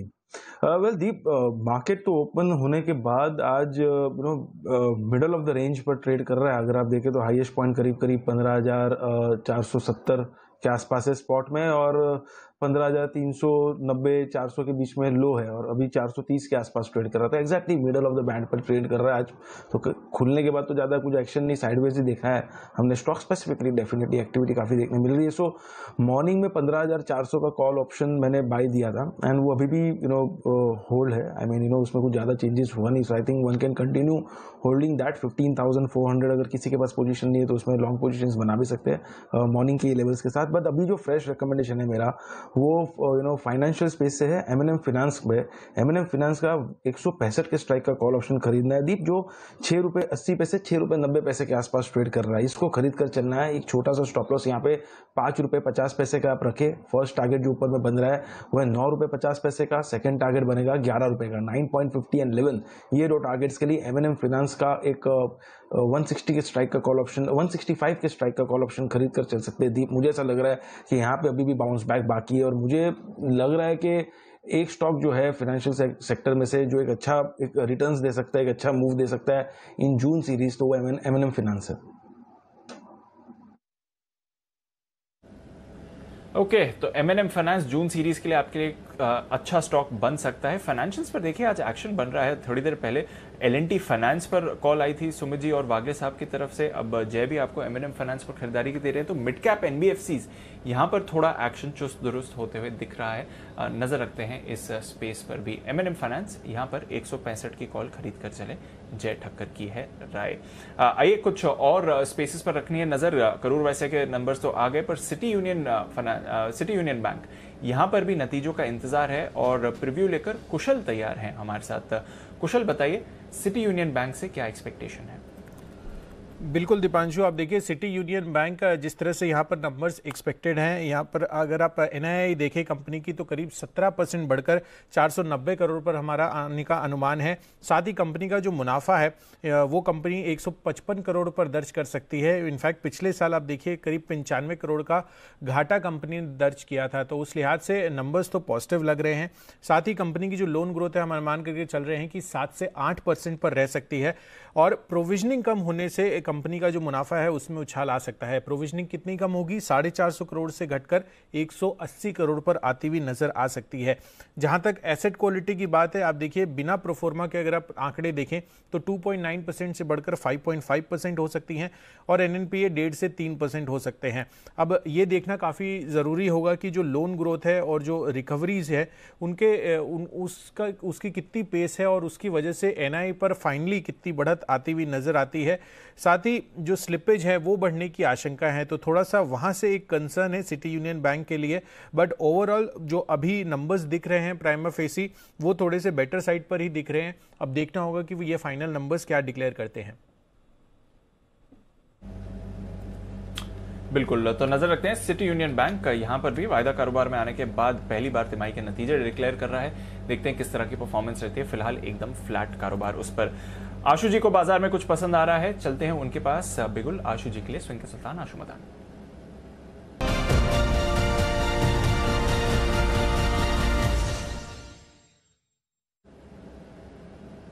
बताएं आशु सर। दीपांशु BTST कॉल है, लेके जाना है HDFC बैंक।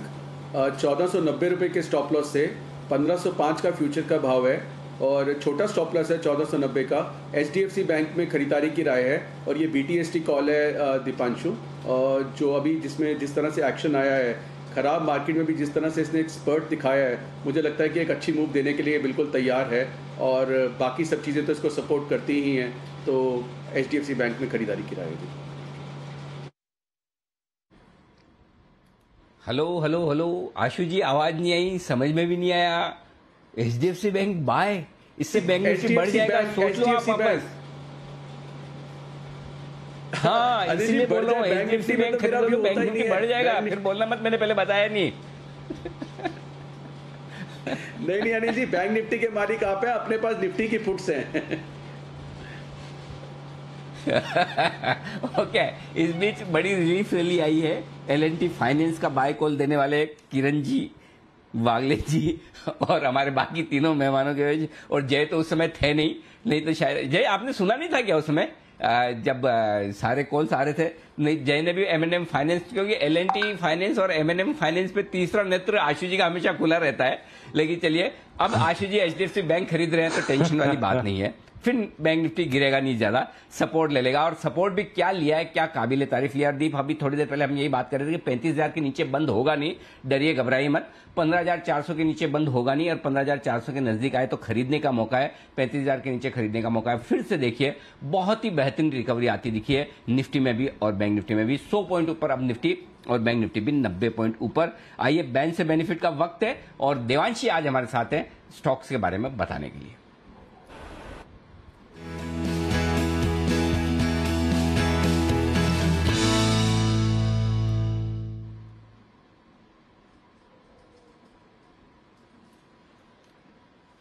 बताएं देवांशी, सीरीज के पहले दिन कोई बैन में आने की तैयारी में है?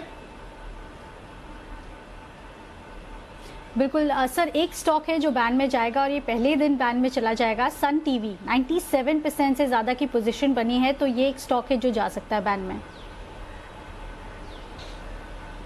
सन टीवी, वागले साहब आपका सन टीवी गया बैन में, बताएं सर क्या करना है। सुबह आपने रिकमेंडेशन दी थी, क्या करें? बैन में जाने वाला सुस्त हो जाएगा, ठंडा हो जाएगा, क्या करना है बताइए सर। अनिल जी बिल्कुल सही बात है, इसी के लिए चल नहीं रहा है, मेरे हिसाब से निकल जाए, होल्ड करने का कोई मतलब नहीं है।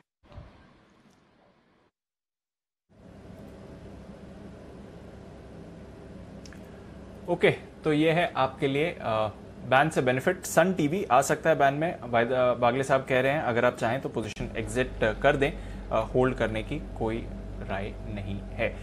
दीपक फर्टिलाइजर, कुणाल जी चार्ट पुल अप करिए, नतीजे आते हुए दिख रहे हैं। मुनाफा 23 करोड़ से बढ़कर 113 करोड़ का आते हुए दिखा है। आय में भी देखिए 1290 करोड़ से बढ़कर 1575 करोड़ की आय आती हुई दिख रही है। दमदार नतीजे जहां तक दीपक फर्टिलाइजर का सवाल है इस समय आपकी स्क्रीन पर आते हुए दिख रहे हैं। 23 करोड़ से 113 करोड़ का मुनाफा आते हुए दिखा है, तो बढ़िया उछाल मुनाफे के फिगर में दिख रहा है इस समय।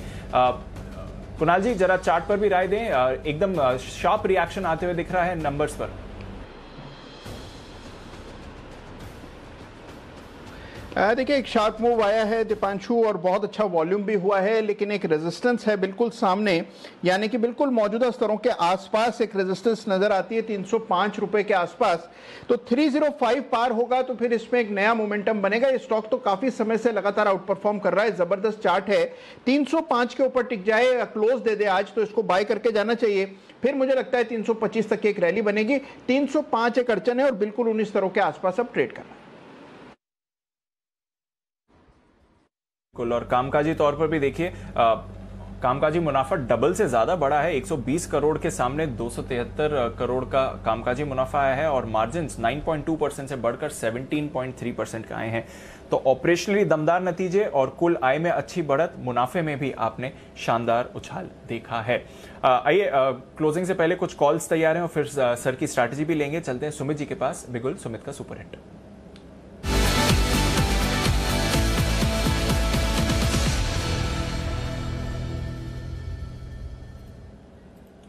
बताएं सुमित जी। दीपांशु, बैंकिंग स्टॉक्स में लास्ट 20 मिनट में मोमेंटम बढ़ रहा है, जिसमें जो स्टॉक अभी मेरे रडार पे आया है उसका भाव चल रहा है 303-304 रुपए। स्टॉक का नाम है बंधन बैंक। और अच्छी खासी करेक्शन के बाद बंधन बैंक में एक पुल बैक, एक बाउंस बैक देखने को मिल रहा है। तो मेरे को लगता है कि ये पुल बैक के अंदर नेक्स्ट वीक में बंधन बैंक में एक अच्छा खासा अपसाइड मूव देखने को मिल सकता है। बंधन बैंक में यहाँ पे खरीदारी करें, स्टॉप लॉस लगाए 295 का, ऊपर में टारगेट बनेगा 315 रुपए से लेकर 320 रुपए तक का। नेक्स्ट वीक का टारगेट होगा बंधन बैंक का। ऑप्शन से भी इसमें ट्रेड लिया जा सकता है। 305 वाला कॉल अभी 14 रुपए 80 पैसे पे ट्रेड कर रहा है, इसको लेने का सलाह रहेगा। 10 रुपए 80 पैसे का नीचे में स्टॉप लॉस लगाए, ऊपर में टारगेट 20 रुपए से लेकर 24 रुपए तक के नेक्स्ट वीक में देखने को मिल सकते हैं। तो बाय बंधन bank 305 call CMP, stop loss 10-50, target 20 से 25 ऊपर में नेक्स्ट वीक में देखने को मिल सकते हैं। और कैश के अंदर 315 से 320 के लेवल देखने को मिल सकते हैं। बिल्कुल, बैंक्स में एक्शन बढ़ते हुए दिख रहा है। बैंक निफ्टी पर भी नजर डालिए, 150 पॉइंट ऊपर है इस समय। थोड़ी देर पहले गिर चुका था, जैसा अनिल जी कह रहे थे, सपोर्ट लिया उसने अच्छा 35,000 के ऊपर का, और वहां से जबरदस्त रिकवरी बैंक निफ्टी में भी आती हुई और निफ्टी को भी ये अब ऊपर ले जा रहा है वापस। 15,450 के करीब निफ्टी भी आते हुए दिख रहा है। तो फाइनल स्ट्रैटेजी फिर ले लेते हैं अनिल जी से वीकेंड से पहले बिगुल स्ट्रैटेजी का।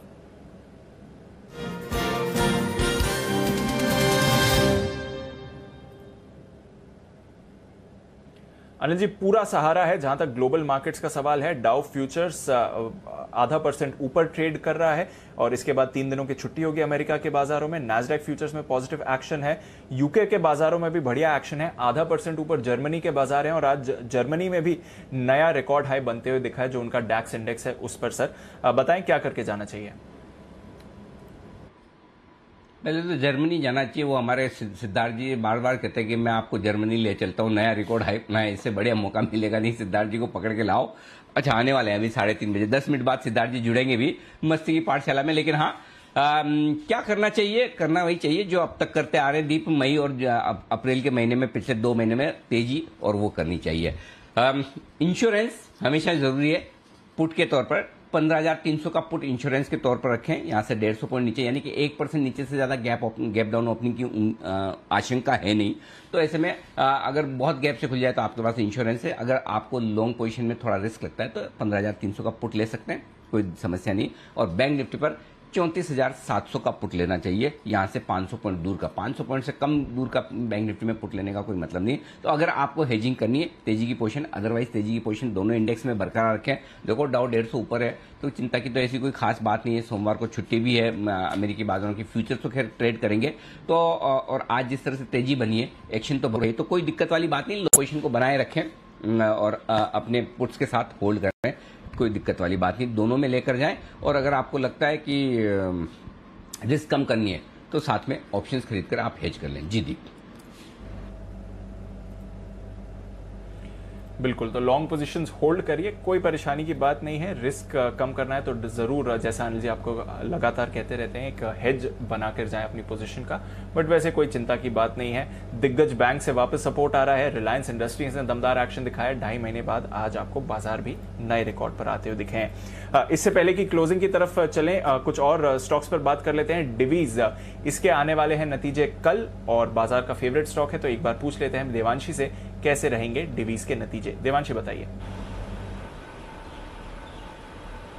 बिल्कुल, उम्मीद यही है कि इस बार जितने भी एपीआई कंपनीज है उसके नंबर्स अच्छा आ सकते हैं। कुछ चुनिंदा कंपनीज थे उसके नतीजे बहुत ज़्यादा अच्छे नहीं आए थे, लेकिन डीवीज लैब के नंबर्स इस बार अच्छा आने का अनुमान लगाया जा रहा है। जो कुल आय है वो करीब 25% तक बढ़ती हुई दिखेगी। कामकाजी मुनाफे में एक जंप आएगा करीब 50% का। साथ ही जो मार्जिन हैं वो 32% से बढ़कर 38 to 39% के बीच में रह सकते हैं और जो मुनाफा है उसमें भी 21% तक की जो बढ़त है वो आपको देखने मिल सकती है। मेनली इनका जो कॉन्ट्रैक्ट मैन्युफैक्चरिंग कारोबार है वहीं से अच्छी ग्रोथ आने का अनुमान लगाया जा रहा है।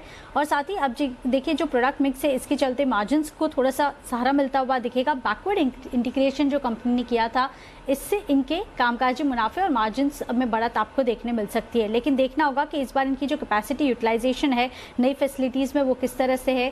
केपेक्स करने का जो प्लान था उस पर क्या अपडेट्स बनते हुए दिख रहे हैं और आने वाले समय में इनकी जो प्रोडक्ट पाइपलाइन है वो किस तरह से, एपीआई सेगमेंट में कितनी ग्रोथ एक्सपेक्ट कर रहे हैं, इन सब पर जो कमेंट्री है वो अहम रहेगी। लेकिन नतीजे ओवरऑल काफ़ी अच्छे रहने का अनुमान डिवीज लैब से भी इस बार लगाया जा रहा है।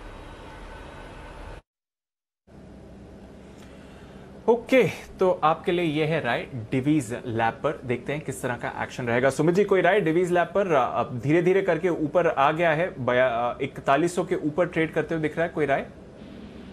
मेरे ख्याल से तो पोजीशन होल्ड करके चले डिवीज लैब के अंदर। स्टॉक बहुत बढ़िया है, कंटिन्यूसली तेजी के ट्रेंड में है और थोड़ा सा साइडवेज कंसोलिडेशन चल रहा है। जैसे ये 4140 4150 का लेवल तोड़ेगा तो 4250 से लेकर 4300 तक के लेवल तो इमीडिएटली शॉर्ट टर्म में डिवीज लैब में देखने को मिलेंगे। तो पोजीशन होल्ड करके चलने का सलाह रहेगा। ओके, तो ये है आपके लिए राय जहां तक डिवीज लैब का सवाल है। नजर रखिए इस काउंटर पर। अनिल जी ने भी आपको कई बार कहा है कि खरीदारी करके इसे होल्ड करें और बढ़िया लंबे अवधि में रिटर्न्स आपको दिखा सकता है। आशु जी, क्लोजिंग पर जाएं उससे पहले बैंक निफ्टी पर कोई क्लोजिंग कमेंट सर, जिस तरह से अब दिग्गज बैंक्स का भी पार्टिसिपेशन बढ़ रहा है? दीपांशु, आई थिंक यही जो अनिल जी को अभी बात हो रही थी, उन्होंने बैंक निफ्टी का पूछा था बढ़ जाएगा, तो प्रिसाइजली निफ्टी की पुट लेनी थी। बैंक निफ्टी में तो अभी एचडीएफसी बैंक में जो जिस तरह से तेजी बन रही है मुझे लगता है बैंक निफ्टी अच्छा ही रहेगा। और उसमें जो कंपोनेंट है वो मेटल्स का है। तो दीपांशु, जो ट्रेंड बना था कि देखो अब मेटल्स कैसे मेल्ट हो गए हैं क्लोजिंग पे, सो मेटल्स की वजह से निफ्टी में प्रेशर बना हुआ है और अगले हफ्ते भी रह सकता है। कुछ किसी न किसी वजह से अगर रिलायंस में भी थोड़ी बहुत प्रॉफिट बुकिंग आ सकती है, बट बैंक्स में ऐसा कुछ नहीं लगता। तो मतलब bank Nifty versus Nifty, bank bank Nifty strong लगती है क्योंकि स्पेसिफिक बैंक्स अच्छे लगते हैं। हमने अभी एचडीएफसी की कॉल हमारी चल रही है, एचडीएफसी की बैंक की कॉल दी है, अभी आई थिंक किरण जी ने बंधन बैंक की भी दी है, तो बैंक्स में वो ट्रैक्शन नजर आ रही है। बट निफ्टी में आई थिंक जो लीडर था सिर्फ रिलायंस की वजह से वो मैनेज हुआ है, कहीं ना कहीं वीकनेस है। तो एज ए हेज निफ्टी की पुट हमने या तो 1:1 स्प्रेड या रखनी चाहिए, बट बैंक्स में पॉजिटिविटी लग रही है। बिल्कुल, तो बैंक्स में पॉजिटिविटी लग रही है और ये बाजार के लिए अच्छा साइन है, क्योंकि फिर बैंक का पार्टिसिपेशन निफ्टी को और ऊपर ले जा सकता है। और आज रिलायंस ने भी सहारा दिया है, तो दो अहम पिलर्स बाजार के आपको और ऊपर जाने के संकेत इस समय दे रहे हैं। आइए फिर क्लोजिंग की तरफ चलते हैं। आज निफ्टी पर तो आपने नया रिकॉर्ड बनते हुए देखा ही है, पर निफ्टी के साथ साथ निफ्टी मिड कैप 100 और निफ्टी स्मॉल कैप 50 यहां पर भी आप नए रिकॉर्ड्स बनते हुए देख रहे हैं। और हमने आपके लिए हाईलाइट भी किया था किस तरह से ब्रॉडर मार्केट्स की आउट परफॉर्मेंस रही है। निफ्टी के मुकाबले 2 गुना रिटर्न्स आपको मिड कैप्स ने दिए हैं पिछले 2 महीनों में, और 3 गुना रिटर्न्स आपको स्मॉल कैप इंडेक्स ने दिए हैं, और वो एक्शन आज भी प्ले आउट होते हुए दिख रहा है। पर आज रहा दिन बाजार के हाई का, और दिन में तेजी का एक बड़ा योगदान रिलायंस इंडस्ट्रीज की तरफ से 6% का उछाल इस काउंटर पर आपने आते हुए देखा है। 2000 के नीचे से अब 2100 पर आप रिलायंस देख रहे हैं। ग्रासिम यहां पर बढ़िया एक्शन, अदानी पोर्ट्स कंसोलिडेशन के बाद खरीदारी, M&M नतीजे अच्छे रहे, और जो एक डीमर्जर की खबर आई है वहां से भी आप देख रहे हैं 850 के लेवल्स पर आते हुए। HDFC बैंक दोनों में खरीदारी, लंबे समय बाद कोटक महिंद्रा बैंक 1800 के ऊपर, इंडसइंड बैंक में पॉजिटिव एक्शन, डिवीज लैब नतीजों से पहले पॉजिटिविटी दिखाता हुआ, और थोड़ा सहारा तो आज ITC ने भी दिया है। नतीजों के बाद सन फार्मा 4% नीचे, बजाज फिनसर्व थोड़ी कमजोरी दिखाते हुए, डॉक्टर रेड्डीज पर आज दबाव दिखा है आपको, टाइटन यहां पर भी कमजोरी, TCS यहां पर कोई बड़ा एक्शन नहीं, L&T यहां पर हल्का दबाव, HUL यहां पर भी थोड़ी सी गिरावट, और साथ ही बजाज फाइनेंस यहां पर भी आपको वीकनेस आती हुई दिखी है। वायदा कारोबार की बात करें तो अगेन रिलायंस था टॉप गेनर, और 6% से ज्यादा का उछाल रिलायंस पर आपने आज देखा है। पर मिड कैप फाइनेंशियल्स में अच्छी तेजी बनती हुई दिख रही है। L&T फाइनेंस, M&M फाइनेंस दोनों में आपको खरीदारी देखी है। PFC यहां पर भी पॉजिटिव एक्शन बनते हुए दिखा है। नतीजों से पहले REC में बढ़िया एक्शन आपको दिखा है। इसके अलावा कैनरा बैंक बैंड से बाहर आया, 4.5% ऊपर ये काउंटर दिखा। ICICI प्रू में अच्छी खरीदारी, ICICI लोम्बार्ड में भी 3% की तेजी आपको बनती हुई दिखी है। माइंडट्री ये भी काफी एक्टिव होते हुए दिखा है, साथ ही एक्साइड यहां पर खरीदारी, Muthoot finance, Escorts, Deepak nitrite, Manappuram finance, Shriram transport यहां पर भी बढ़िया एक्शन। दूसरी तरफ टीवीएस मोटर्स 5% नीचे, ये आज फिसला है। नैल्को इस पर दबाव बनते हुए दिखा। यूनाइटेड ब्रूअरीज 2-2.25% नीचे। BEL यहां पर कमजोरी। Page industries, BHEL, Adani enterprises, steel authority अच्छी शुरुआत हुई थी, सुबह 3-3.5% ऊपर दिख रहा था, पर फिर एंड में आई है मुनाफा वसूली। But Anil ji, historic day, 2.5 महीने बाद निफ्टी पर नया रिकॉर्ड हाई, और लगातार दूसरे दिन नया रिकॉर्ड क्लोजिंग भी आपको आते हुए दिख रहा है, और 35,200 के ऊपर बैंक निफ्टी की भी क्लोजिंग सर।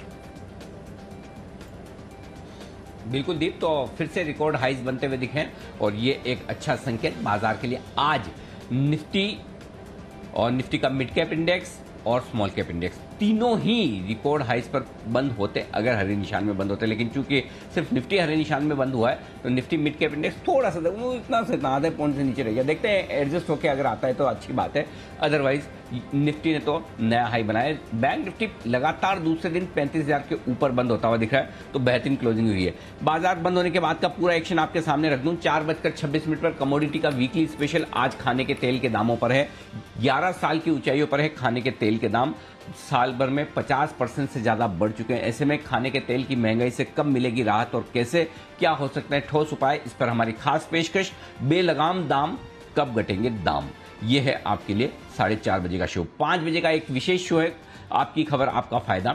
ICMR ने एक चौंकाने वाला खुलासा किया, और उनका यह कहना है कि हाल ही में जो इतनी डेथ आपने देखी है कोरोना से, उसकी वजह कोरोना से होने वाली डेथ कम है, बल्कि बैक्टीरियल या फिर फंगल इन्फेक्शन से ज़्यादा हुई है, और उसके साथ ही दवाओं का ज़रूरत से ज़्यादा डोज देना इसके लिए जिम्मेदार है। तो इस पर अब बड़ा सवाल उठ रहा है कि क्या वाकई में दवाएं ज़रूरत से ज़्यादा दी जा रही है, या वक्त की मांग है, कौन सी दवाएं हैं जिनके ओवरडोज जानलेवा साबित होते दिख रहे हैं, और इसी पर हमारे आज का खास शो है। ICMR के नेशनल टास्क फोर्स के चीफ डॉक्टर NK अरोड़ा कार्यक्रम में शामिल होंगे। मेदांता हॉस्पिटल में कार्डियोलॉजी डिपार्टमेंट में vice chairman doctor Rajnish Kapoor साहब होंगे, जो इस पर करेंगे चर्चा। ओवरडोज जानलेवा है। रात 8 बजे का विशेष शो इंडिया 360 डिग्री। आज की कवर स्टोरी, दिल्ली अनलॉक क्या खुला क्या बंद, यानी कि 31 मई के बाद अब आम आदमियों के लिए दिल्ली में काफ़ी कुछ खुलने वाला है। तो आप क्या कर सकते हैं, क्या नहीं कर सकते हैं, ये पूरी जानकारी। और न सिर्फ खाने पीने के तेल के दामों में तेज आग लगी है, बल्कि बाकी जो तेल है वहाँ पर भी आग बड़ी ज़बरदस्त लगी है, और वो है आप डीजल और पेट्रोल जो गाड़ी में भरवाते हैं। ठाणे और नवी मुंबई में पेट्रोल 100 रुपए के पार निकल चुका है। मुंबई में सेंचुरी मारने के मूड में है। लगातार पेट्रोल डीजल के दाम आसमान छू रहे हैं। ऐसे में सरकार कैसे दे सकती है राहत, इस पर करेंगे 360 डिग्री एनालिसिस। महंगाई की मार, पेट्रोल 100 के पार, ये आज की विशेष थीम। और विशेष तो आज सबसे ज्यादा वही है जो इस ब्रेक के बाद होने वाला है, विश्वेश जी के साथ भी और बाकी सारे हमारे विशेष मेहमानों के साथ भी, यानी कि मस्ती की पाठशाला। लंबे समय के बड़े इंतजार के बाद हमारे सारे एक्सपर्ट्स का पूरा पैनल अब जुड़ चुका है, तो इसलिए हमने सोचा क्यों न आज मस्ती की पाठशाला की जाए।